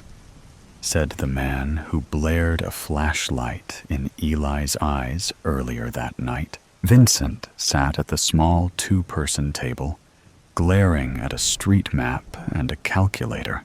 "How is it going, Vince?" Miles asked, leaning over Vincent's shoulder. "Not great. Knowing that they took Elijah 75 minutes ago, and assuming they stayed within 5 miles per hour of the speed limit, they can be anywhere within and around 50 miles away from the mall. That's a big area. You don't know the half of it." "Miss Woodlock." "Tyler!" she yelled at him. "My name's Tyler." "Tyler." He put his hands up halfway. "Can you give us anything? Car model? Direction? Anything?" "I was a little busy, trying not to get caught myself. Trying to find you fools. If we try to search all of this," Vincent pulled Miles closer and lowered his voice, "we won't get to him in time." "Don't talk like that," Tyler yelled, with a little cry behind it. "You start talking like that, and things will end that way." She fell back onto the bed, with her hands on her face. Miles glared down at Vincent, with his arms crossed. He kept that position as he walked over to the bed. Sitting next to her, he put his arm around her, with an air bubble between them. "Thanks," she said, whipping her hands out from her face. "It's getting late. Why don't you rest for a bit? We don't want our sharpshooter's eyes heavy. I've been one for the last 10 years. But she paused, bringing up her watch on her right wrist. Watch, she continued, jumped off the bed. What? Miles followed her towards Vincent. Watch. She started searching her bag. I got Eli a watch for our first anniversary. He never takes it off. She presented the watch's instructions. And it has GPS. Anniversary? They asked. During their time together, the man asked Eli an array of questions. Most about trivial personal things to get Eli relaxed and uncoil from his balled-up position. It was working, too. He was as relaxed as if he was home. His eyes glassed over as the questions droned on. The room faded away. A dark place appeared. A spotlight shines on the center. A glint of metal moved in from the bottom. A gun, revolver, a white hand, a flannel sleeve. The hand snapped the bullet holder back into the gun. It aimed. Destroying the image, the shot fired caused Eli to scream and hold his ear. His ears were still ringing when the man tried to calm him down. Eli saw what he expected was on his own face, on the man's. The man removed Eli's hands. His mouth moved, but Eli couldn't hear it. He yanked himself away. Why are you asking me all these questions? What do you want? The man had a blank face. He opened his mouth, but nothing came out. After straightening his shirt, he said, You have something that belongs to me. I don't have anything. Eli shuddered. Not now, but... He exhaled heavily through his nose. Tyler gave you something. A set of tarot cards. I don't know where they are, he stuttered. Well, it's the last question you have to answer, so give it a good thought. They could be anywhere. In the woods where you chased. Back in the mall where the other two did. With, he said, trying to put the brakes in his mouth. Sir, you know where they are. No, I don't. Yes, you do. He pulled a gun from his back waistband. Tell me. Eli's mouth opened, but the only crashing noises came. The sound made both of them jot their attention towards the door. The man gritted his teeth. The other two. Staring down at his gun, he weighed it in his hand before bringing it down on Eli's head. Eli fell to the floor again. The last thing he saw before the backs of his eyelids was the man's black shoes walking out the door. The black gave way to wisps, at first merging into cacti and sand. They whirled by through the view from a car window. Tyler sat on the opposite side, smiling back. In the front seat sat Miles and Vincent. The whole picture felt loving and had a dream-like glow. It faded into a face full of fabric. Before he could freak out like his earlier ones, a hand touched his shoulder. You're all right now. You're safe, Tyler cooed. In a quick movement, Eli raised to hug her, nearly bringing them to the floor. Regaining her structure, she hugged back. In their embrace, Eli missed Miles and Vincent standing off to the side, smiling down at them, off with their heads. "Yes, Mother." I sigh into the line, wrapping the infamous cord around my finger. "Of course, I'm fine." "What? No, it's not like I'm in the States. This is Britain, God damn it." "Mother, no, I think you should lie down for a while. Call Dad as well. He'd fancy a visit from you, I'm sure." And just like that, my hand smashes back on the receiver. Blood, Britain, eh? Who could ever have imagined Olivia, from the apartment up above, would pursue law in England? Well, for starters, certainly not her. A buggy sweeps by my rusted telephone box as I take a single drag on the cigarette laid before me in its little red tin box. Rainwater nearly splashes up on my impeccable outfit, the poor thing. I shake my fist at the driver, but there's no use. The lad's already way off into the distance. What would the world be without Britain? Perhaps every world has some sort of Britain as well. Little men in their fancy outfits, always circling each other with arguments. At least they're nothing like that bloody American man. What was his name again? Nixon, was it? Yes. Terrible, terrible people doing amazing things. I've always found it fascinating, you know. My red kitten heels splash against more rainwater. I curse myself silently for not bringing that little red umbrella with me. Perhaps I could pick it up on my way to the office. Their stares don't avoid me as I run by. I can catch those disgusting men from the corner of my eye, all staring. It's not as if I'm putting on a show, is it? Still, I can only imagine what they see. A French woman, plush red lips against fair skin.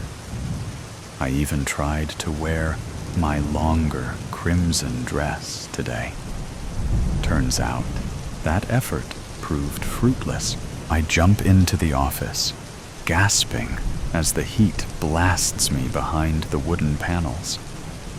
In the background, I can hear softer jazz clashing with news reports from the telly, as if warring between each other. What is it this time? I ask Bonnie, the sharp woman sitting at the desk, or as she urges me to call her, Bonbon. Ridiculous name. Her bleached curls pull up nicely against her dark skin and bright yellow dress. She swears it's from that damn Swinging Britain stage we're going through right now. She shrugs, leaning over to stare at the Pixel E screen. Those Beetle kids are going to broke up, she snaps back, leaning into the plush sides of her chair. The corners of her mouth edge up slightly as she stares at the messily done bun in my hair. How do you get your hair like that? Oh, I grin back, picking up the large manila folder before her. Do shut up. What's our next case? It's hard to say. Bonbon plucks a pen from her container, absent-mindedly scribbling on her schedule paper. They ordered us to take up all the spots for the month. All of them? My eyebrows shoot up as I feel my face grow red with anger. The audacity. Who do they think they are to order us around? There are nearly 1 million clients in London, all looking for lawyers. And yet this flash bastard thinks he's important enough to take all her attention. This is the case. She heaves more mundane folders toward me, all packed to the brim with paper. I know, it's a lot. You might even need to help us with this one, I tease. Not my style. Bonnie slumps back. Olivia, some of us girls aren't meant to be smart. We're just supposed to smile and look pretty. Some of us don't get enough funds to go to Oxford either, or travel back and forth from France. I ignore the dig. It's odd how Bonnie and I see ourselves as adults, despite both of us only just being able to drink. Right when I graduated from Oxford, I got accepted into this law firm, the best one in London. Sometimes I wonder if I'd even stay here without the job. Britain is just so dreary. It's quite depressing, especially at first glance. Maybe that's all it deserves. My heels clack down the hallway as I desert the drab lobby. When I finally reach my own personalized office, I feel as if I'm at home. I strut to the opalescent gramophone occupying the corner, placing a thin record upon it. Half my collection is sonata, while the other is all that new style of rock. I believe those critics have begun to call it punk? Whatever the case, it's the only connection I have to my generation. I often find myself discarded in this new, modern era. People believe there is to be so much more, but I can't possibly imagine what could come next. I sit at my small desk, shuffling through the papers that have been so graciously presented to me without haste. How does one look through these documents with such excitement, anyhow? I prefer the thrill of the courtroom to the dual sensation of passing through files and archives. Nevertheless, one needs to begin a task for them to finish it. After nearly 2 hours of reading, Bonnie returns to my office with a cup of tea and the person I'd least like to see right now. Darcy places a hand onto my desk, snatching the tea from Bonnie's hand. I thought you'd like some tea, she whispers in an accusatory manner. I see, I groan. So much so that you grabbed it straight from Bonnie's hand. Darcy snaps her long white fingers. Leave, pest. Make yourself useful and sort through the files. I all read. Our boss pulls her emerald-colored nails through her platinum blonde hair. Who's to say I didn't mess them up while you were wasting time? Bonnie's gum snaps as she pulls it back in from its bubble. Course, miss, as her thin legs carry her off down the drab walls. Darcy smashes her fists on my desk before traveling to the gramophone, looking down with distaste. I find all parts of your music taste disgusting. Thanks, I mumble, returning to my work. Now that you've given me some tea and made fun of my music, you can leave. I simply can't figure out how you work with this rock in the background. First of all, I sigh, throwing down some more papers to the floor. Darcy's eyes widen, but I only shrug. There's a method to my madness. They taught me some amazing things in your British college, you know? Ah, yes, she laments. The French girl decides to bless us with her knowledge. You know, Darcy dumps more papers onto the floor. In London, we don't do things with madness. We are intelligent, young women in a time of enlightenment. By the way, I didn't notice you at the Women's March last week. Were you busy? Darcy, I reply hastily. You know I'm all for women's rights.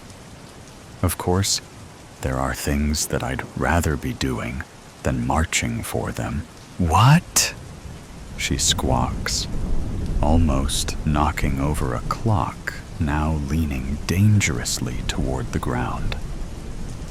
She attempts to upright it, only to leave it tilted on its side. I suppose it's for the best. It's not like I often leave this small office. But then, if we march for it, people ridicule us. I'd rather work on letters to Parliament. And pray tell, where are these letters? I feel my face grow red as I bolt up. There better be a point to this meeting. Darcy backs away from my outburst, sighing. I wanted to ask you what you thought of the case. Dr. Sherman came into his house late at night. I recall the words from the page now lying on the checkerboard carpet. His daughter was still at the secondary school's dance recital, one she only feigned interest in. Darcy raises an eyebrow. I didn't remember anything like that in the case. I only assumed apologies. I'm sorry. Alice just brought a lot of attention to herself. Anyway, where were we? The very beginning, I believe. Precisely. I pretend not to notice the acid in her voice. Dr. Sherman swears that he was missing a certain object from his house. However, the object seems to be missing from the case. That's what I wanted to show you. Darcy nods. She flicks a paper toward my desk, containing only a black and white picture. I squint between the grainy pixels, making out an image. He's really suing for a hat? That hat costs over $100,000. Darcy discloses, snatching the photo back into her brown briefcase. But then, why is he suing for $1 million? I ask, still incredulous. He believes Blake Connery stole the hate. She adjusts her glasses before turning her back on me. Didn't you read the report? Of course I did. She sniffs at the outburst. Mr. Connery went to Sherman's house to go over their last meeting. Something about therapy, I believe. Perhaps this case could help you? Darcy points a pen towards me. You could use some anger management, and with that, the dastardly woman exits stage left, a smug smile still plastered on her face. Is it possible to hit a glass ceiling when your boss is a woman? Still, it's hard for me to believe it. And so you see, the red-faced man before me spits. That's why the hammer of justice must be brought down. My house was ravaged by this madman. I wouldn't dare say it for any of my other patients, but Blake Connery is a psychopath. Well, I can sense his anger rising even higher than mine as I look over the report. When you gave us access to your notes, it didn't seem as if Mr. Connery had any sort of mental illnesses besides his bipolar disorder. Exactly. He stands up, almost sloshing tea on my immaculate red dress.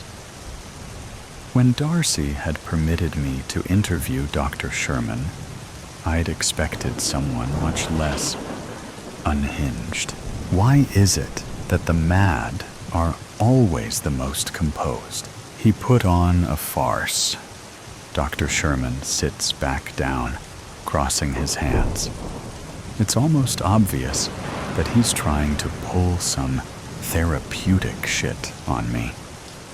Of course, it'd take a lot more than that to faze me.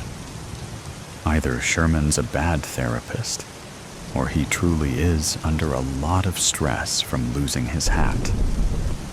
He made me believe that he's not a bloody thief. Let's not jump to accusations about the defendant. I place the papers back into their files to stop him from seeing the work I've already done. It wouldn't do for my client to already know I believe he's insane.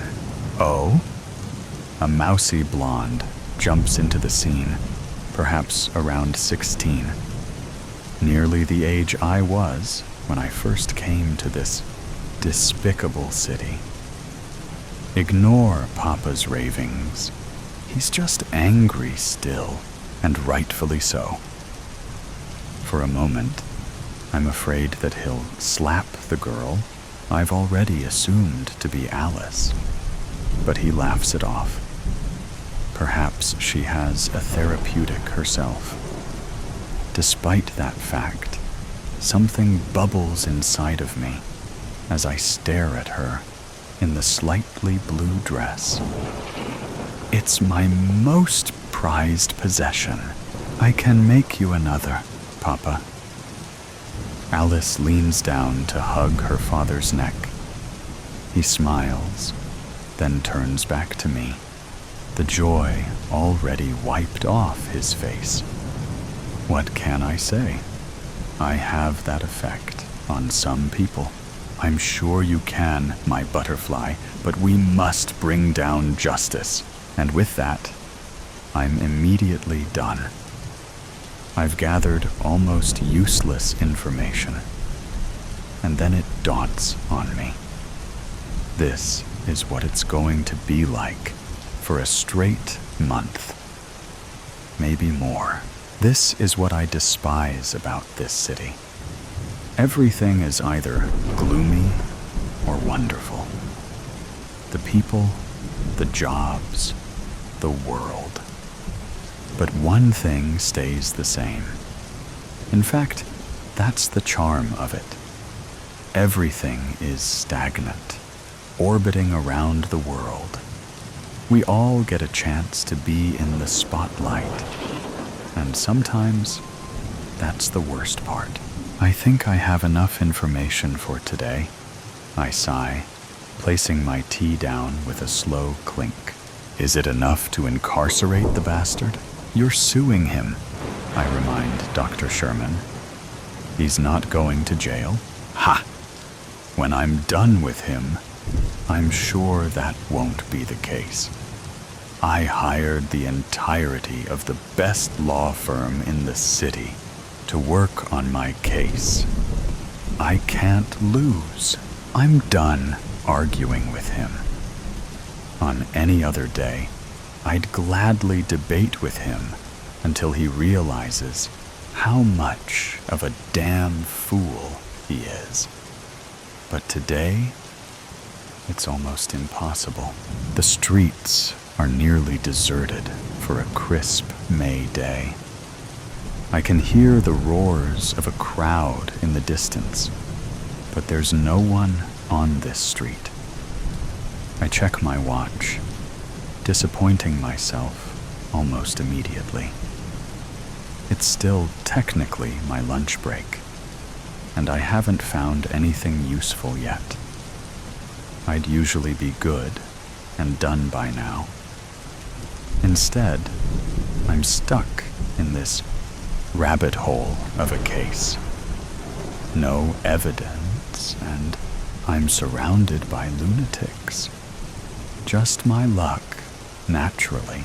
Eventually, I'm face to face with the source of the crowd's cheering.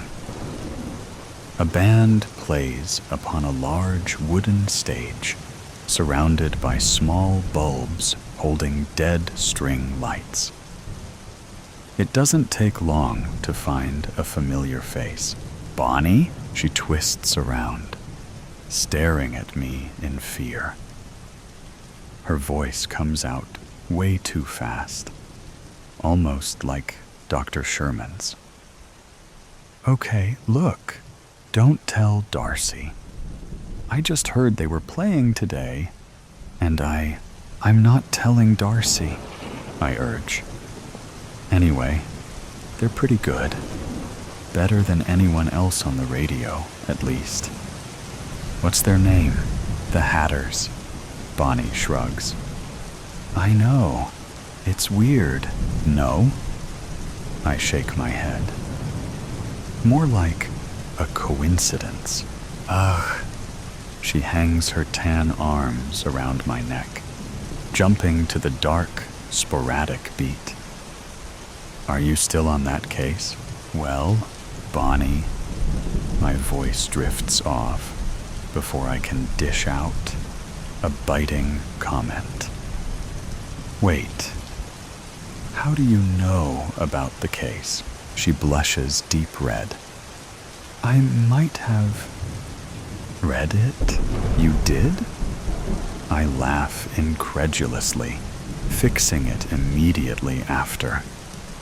No, I'm just surprised. That's great.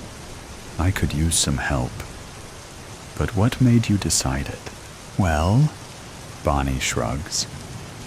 I just wanted to help out, I guess. I'm always just the girl behind the desk, the one with a smile. I saw how you stood up to Darcy, and her thoughts are interrupted by perhaps the cutest man eclipsing the world. A guitar held in his dark hands. His curls are covered in a thin sheen of sweat as he smiles toward us. It takes me a moment and a jab from Bonnie to realize it's me he's smiling at. Hey, he flashes us a gleaming grin, tipping a tall top hat, clashing directly with his leather and chains.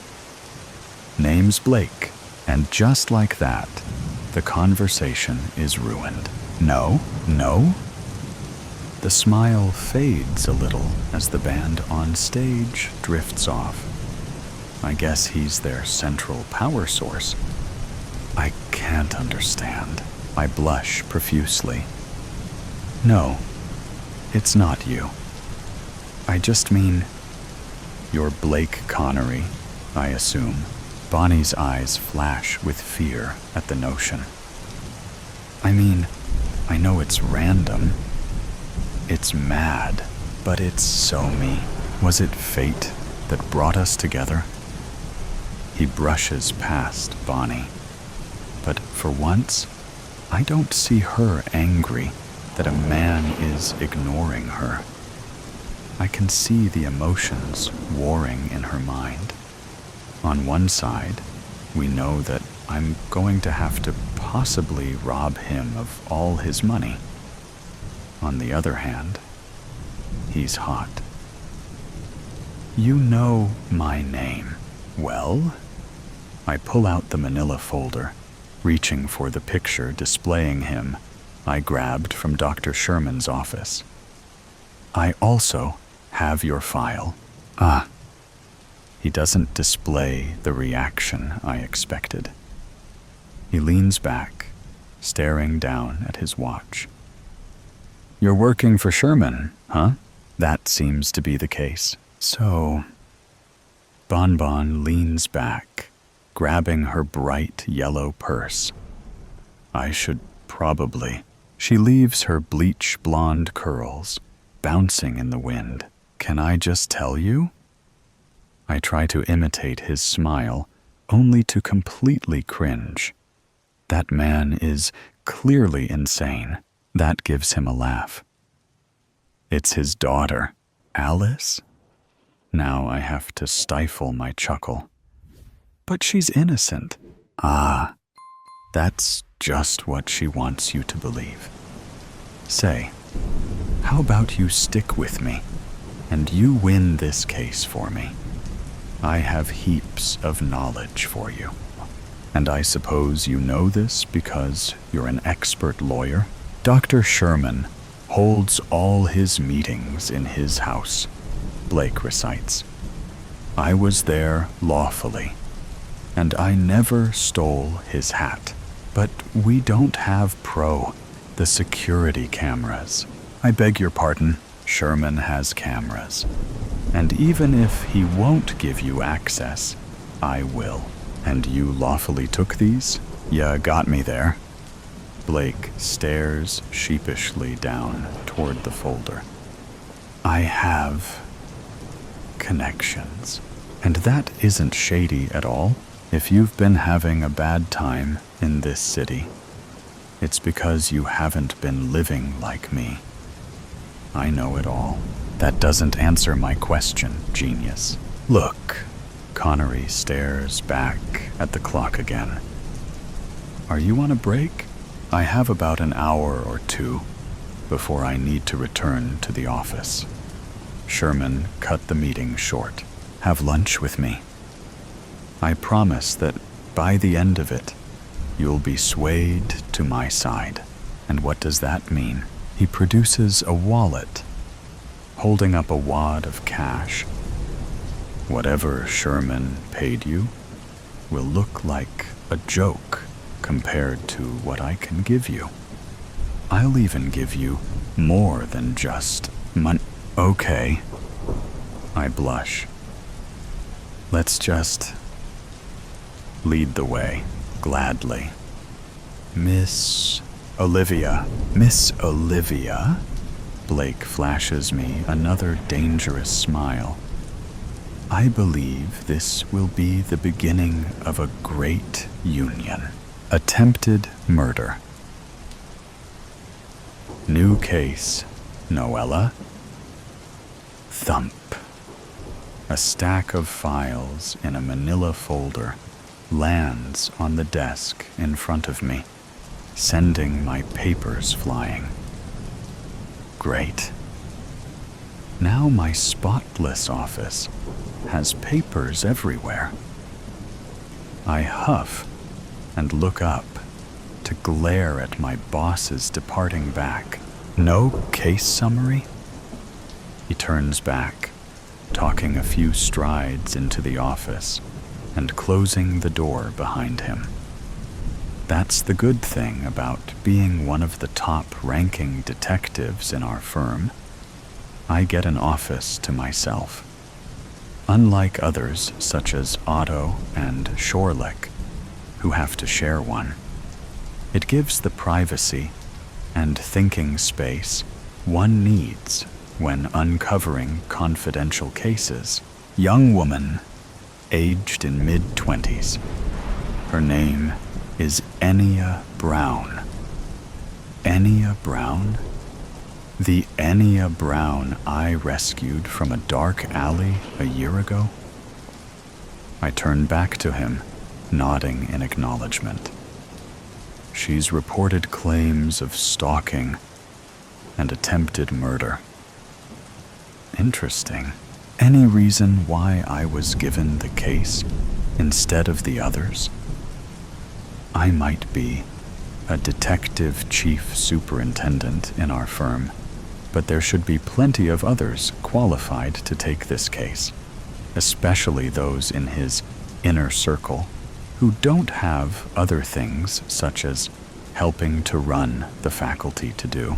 Celine's in Egypt, Henrik's in Germany, Jericho's sick, and Manuel, Maxime, and Molino are busy. I don't want anybody else but the best detectives for this case. It's pretty serious, and there's little evidence at this stage. Only the best could pull it off. He pauses. Oh, and the client specifically asked for you. Make the Annery Feralis Detective Agency proud Noella. Then he departs, leaving me to ponder the case. That still leaves Jane and Danny unaccounted for, and I have no doubt he knew that. But what's happened to Enya since that night in the alley? I told her to contact me if anything was amiss, and I've talked to her since then. But it's been precisely 13 months, 2 weeks, and 16 hours since I rescued her from the alley, and the incidents date back at least 2 years. Why now? It was 8:30 in the evening, and I'd stayed back at work a bit longer to finish up writing a case report. The weather was miserable, having rained just minutes before, and the cobblestones were slick with water. A yellowed glow came from the rustic street lamps along the pavement, limning the edges of my briefcase with gold. Then I heard the scuffles, the thud, and the scream. Alarmed, I raced towards the sound, approaching silently as to not raise any alarm. It came from the far reaches of an alleyway that, from experience, I knew to be a dead end. The scream sounded female. The grunt that followed was male.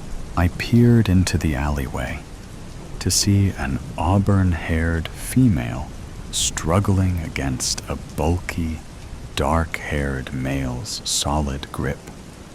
She was pinned to the wall, and the brute was touching her in awful places, pulling at her clothing and drawing a dagger as she fought back. She stilled at the sight of the knife, and knowing her chances were slim, I slipped silently down the alleyway. Within moments, I had my arms around the brute's neck, and a foot hooked behind his ankle. He slashed with the knife, and without a second thought, I'd kicked it from his grasp.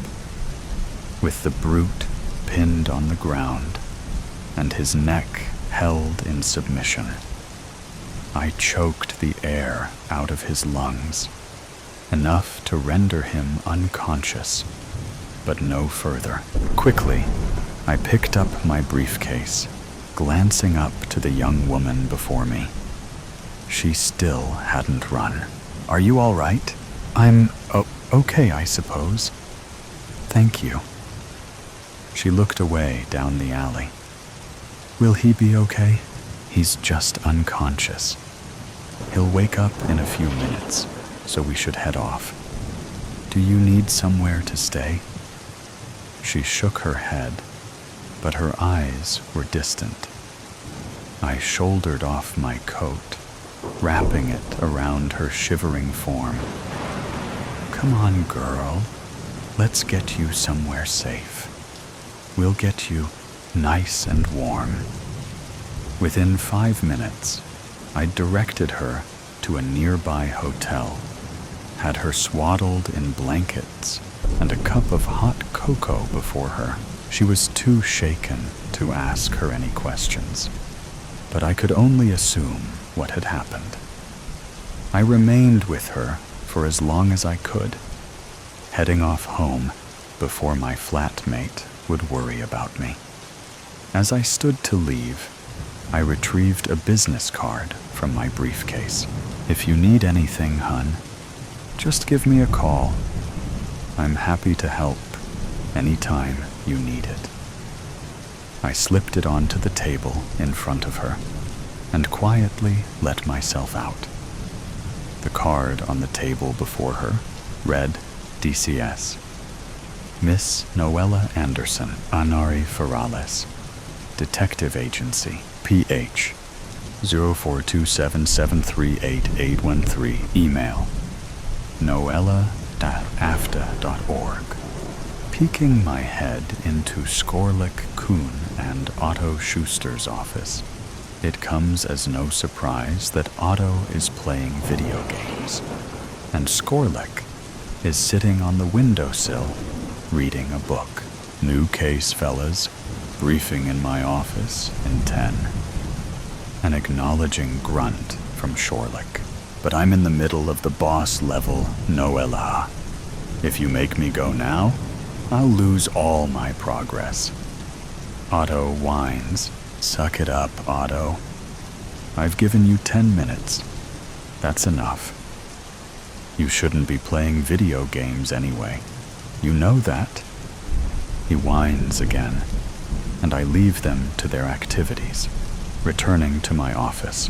10 minutes later, Skorlik enters my office, dragging a sullen Otto behind him by the wrist. We discuss the case, examining the details given and the evidence provided, both photographed and in hard copy.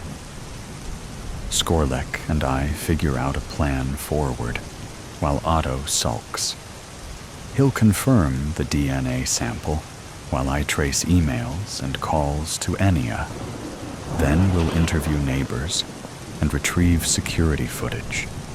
Then assemble the evidence and incriminate the offender. What did you find? I ask my co-workers. DNA specimen confirmed, Skorlik says curtly. Insights, Mr. Kuhn. There were a few sets of DNA on the letter, including Enya's own, but I narrowed down the suspect list to 2 brothers, Avery and Scott Lancaster, and another man called Jeremiah Hayes. They're the ones that fit Miss Brown's description. Mr. Hayes is suspected to be a friend of the 2 brothers. He could be involved with the case.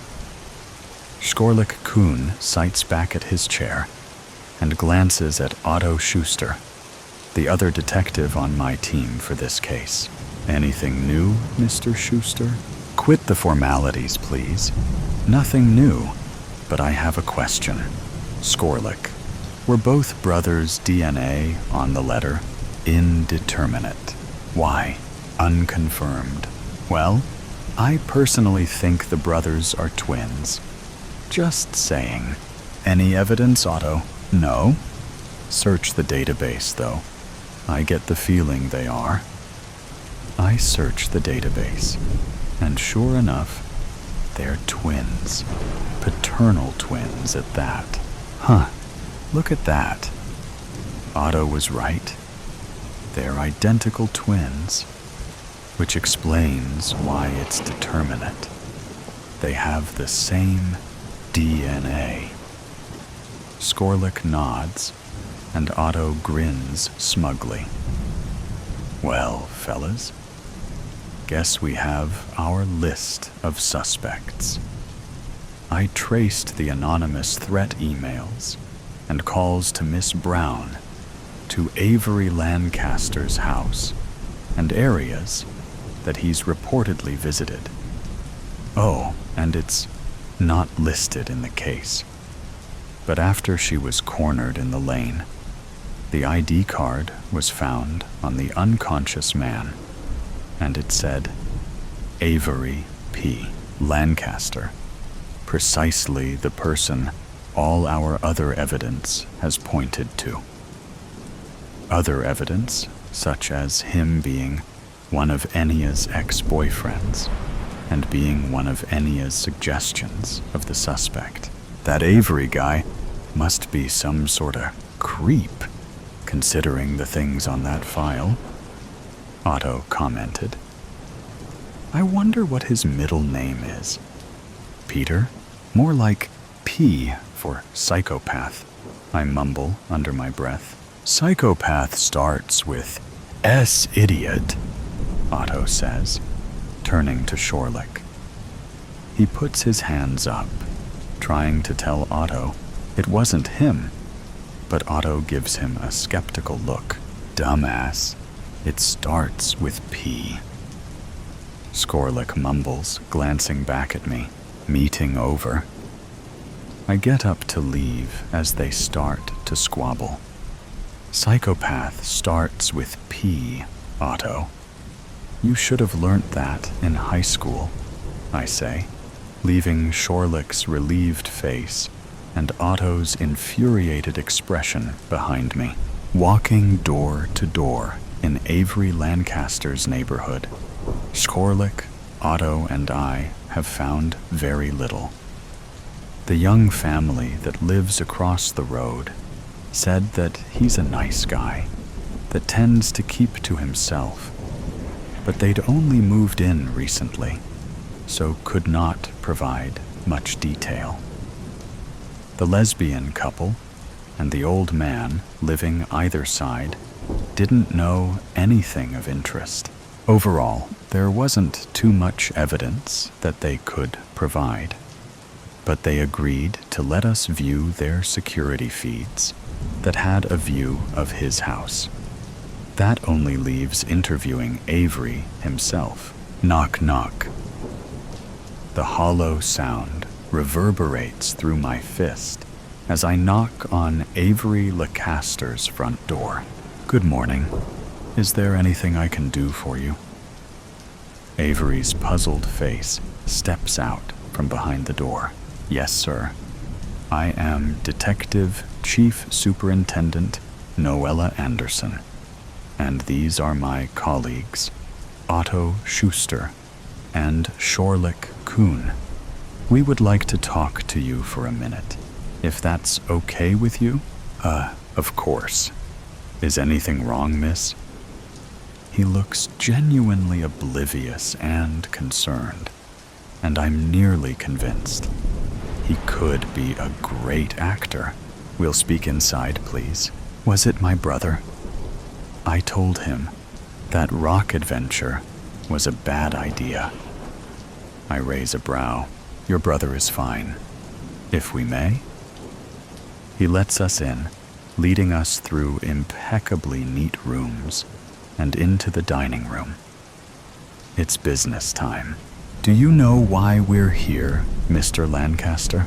If it's not my brother being a doofus, then no, I don't. Should I know? Perhaps. We are here to ask you a few questions about Enya Brown. Brief pain flickers through his expression. Is Enya okay? He says, barely a whisper. Considering what's been happening in her life lately, she is doing rather well. You wouldn't happen to know anything about her recent activity, would you? No, I don't.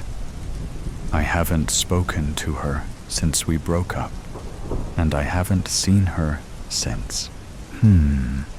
Interesting. Did you know that she's filed a case for stalking and attempted murder with the AFDA? What?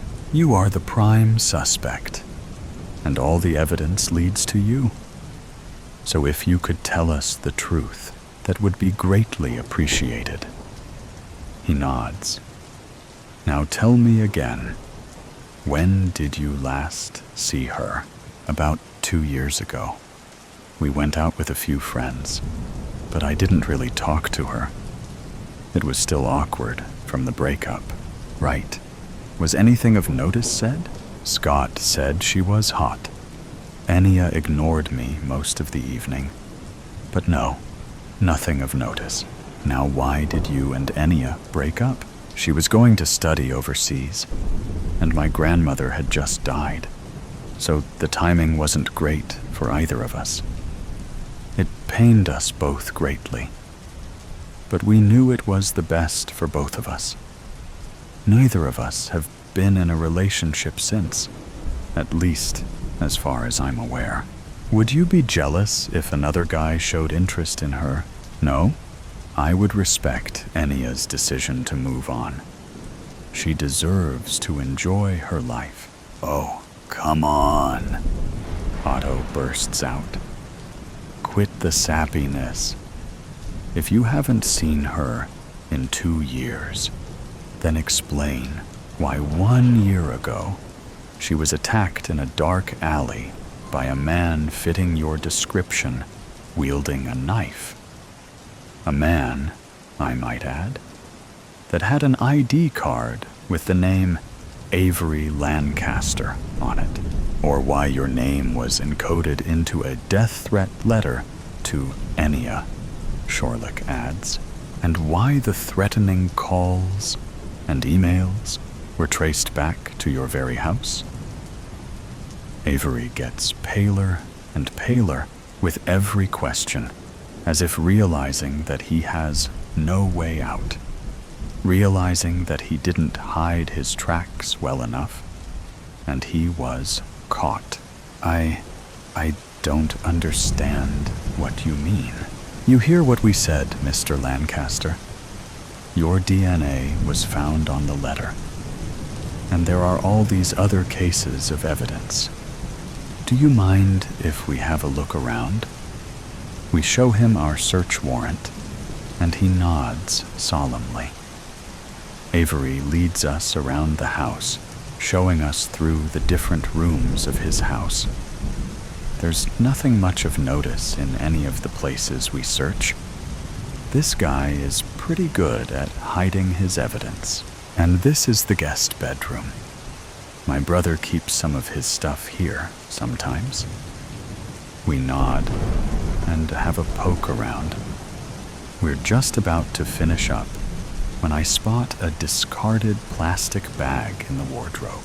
What's that, Mr. Lancaster? I don't know. Some of my brother's stuff. He visits sometimes and keeps some stuff here.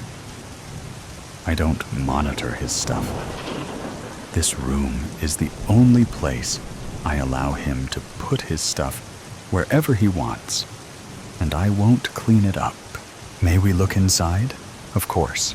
We open the bag curiously, with our latex gloves on, as not to disturb the possible specimens.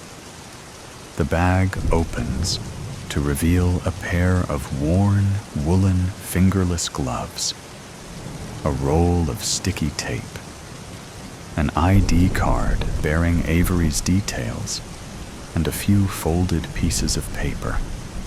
Skorlick pulls out one of the pieces of paper and reads it aloud for my dearest Enya. Really, I thought you'd have noticed by now. Our connection is true, and I love you dearly. Must you always hide from me? Show me what you can do in bed. Can you do that? Otherwise, I will finish what I started that night in the alley. If I can't have you, no one can.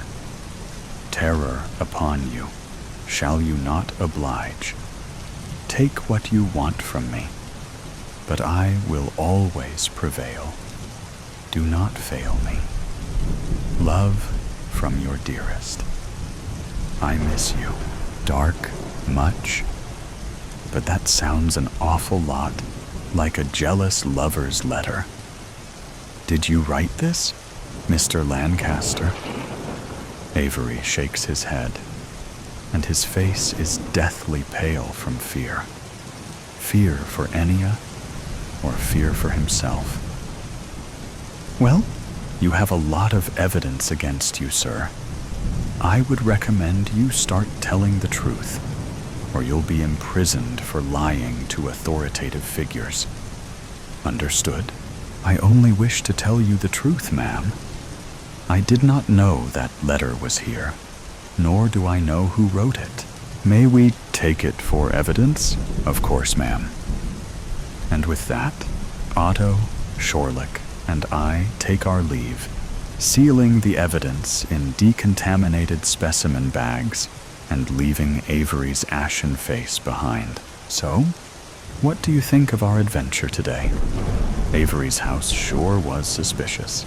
Yeah, I think we have enough evidence now, Otto adds. I think Avery is innocent, Skorlik murmurs under his breath. I cut my glare across the table to him. What? Did I hear that correctly? Otto shrugs. You do understand, Shorlick, that every single piece of evidence we have points to Avery Lancaster. But maybe that's what the criminal wants us to think. Everything points to Avery. But if he truly did it, there would be some degree of a cover-up. This is all in the open. It's too easy. Mr. Lancaster's DNA is on every specimen. His pining for a lost love threaded through threat letters, class and emails, all traced to his house, a house his brother visits often. Think, Noella, think. Are you saying it was Avery's brother, Scott, that is doing this? What would be his motive, though? It makes no sense, Skorlik. It's obvious. It was Avery. Check the cams for the night of the alley attack. I pull up the feeds from various residents' security cameras and go back to the date of the attack. We watch as a car pulls up in front of Avery's house, and Avery gets out, knocking on the front door. Must be Scott, I conclude. And sure enough, a second Avery greets him at the door. They go inside, and about an hour later, one of the Lancaster twins comes out holding a plastic bag, and there's a lump under his hoodie near his hip. The knife he pulled on Enya. Turning up the audio, we hear a voice yell from inside the house. Can you get me milk while you're at the supermarket? Thanks. See ya, Scott. Scott comes outside and gets into one of the cars that had been parked outside before he'd arrived, presumably Avery's, and drives off. Why didn't he take his own? We skip ahead to the dates of the emails and calls from Avery's house, and Scott had visited on every single one of them. Didn't Avery mention something about Scott having the hots for Enya? And he seemed pretty concerned for her, Otto suggests. But Skorlik and I's attention is elsewhere. The letter. The realization dawns on both of us, and as I peer over his shoulder, I notice something I hadn't when he'd read it out. Each sentence is on a new line, and the first letter of every sentence forms another message. From Scott L. My face slackens with the realization. Do you see it, Skorlik? He nods solemnly. It all makes sense. Their DNA is the same. Being twins, Scott tried to avert the attention from him, turning it on his identical twin. But ultimately, his diversions failed. He's been found out. Otto. It was Scott. The letters and the ID card prove it. It was Scott, I murmur. So it was actually Scott C. Lancaster. the evil side to his angelic brother, Avery, Otto says, in an exaggerated, scheming voice. Seems to me like his initial was a foretelling. C for criminal. He smirks, and we all burst out laughing, the relief enveloping me that Enya would finally be safe and that we'd done it.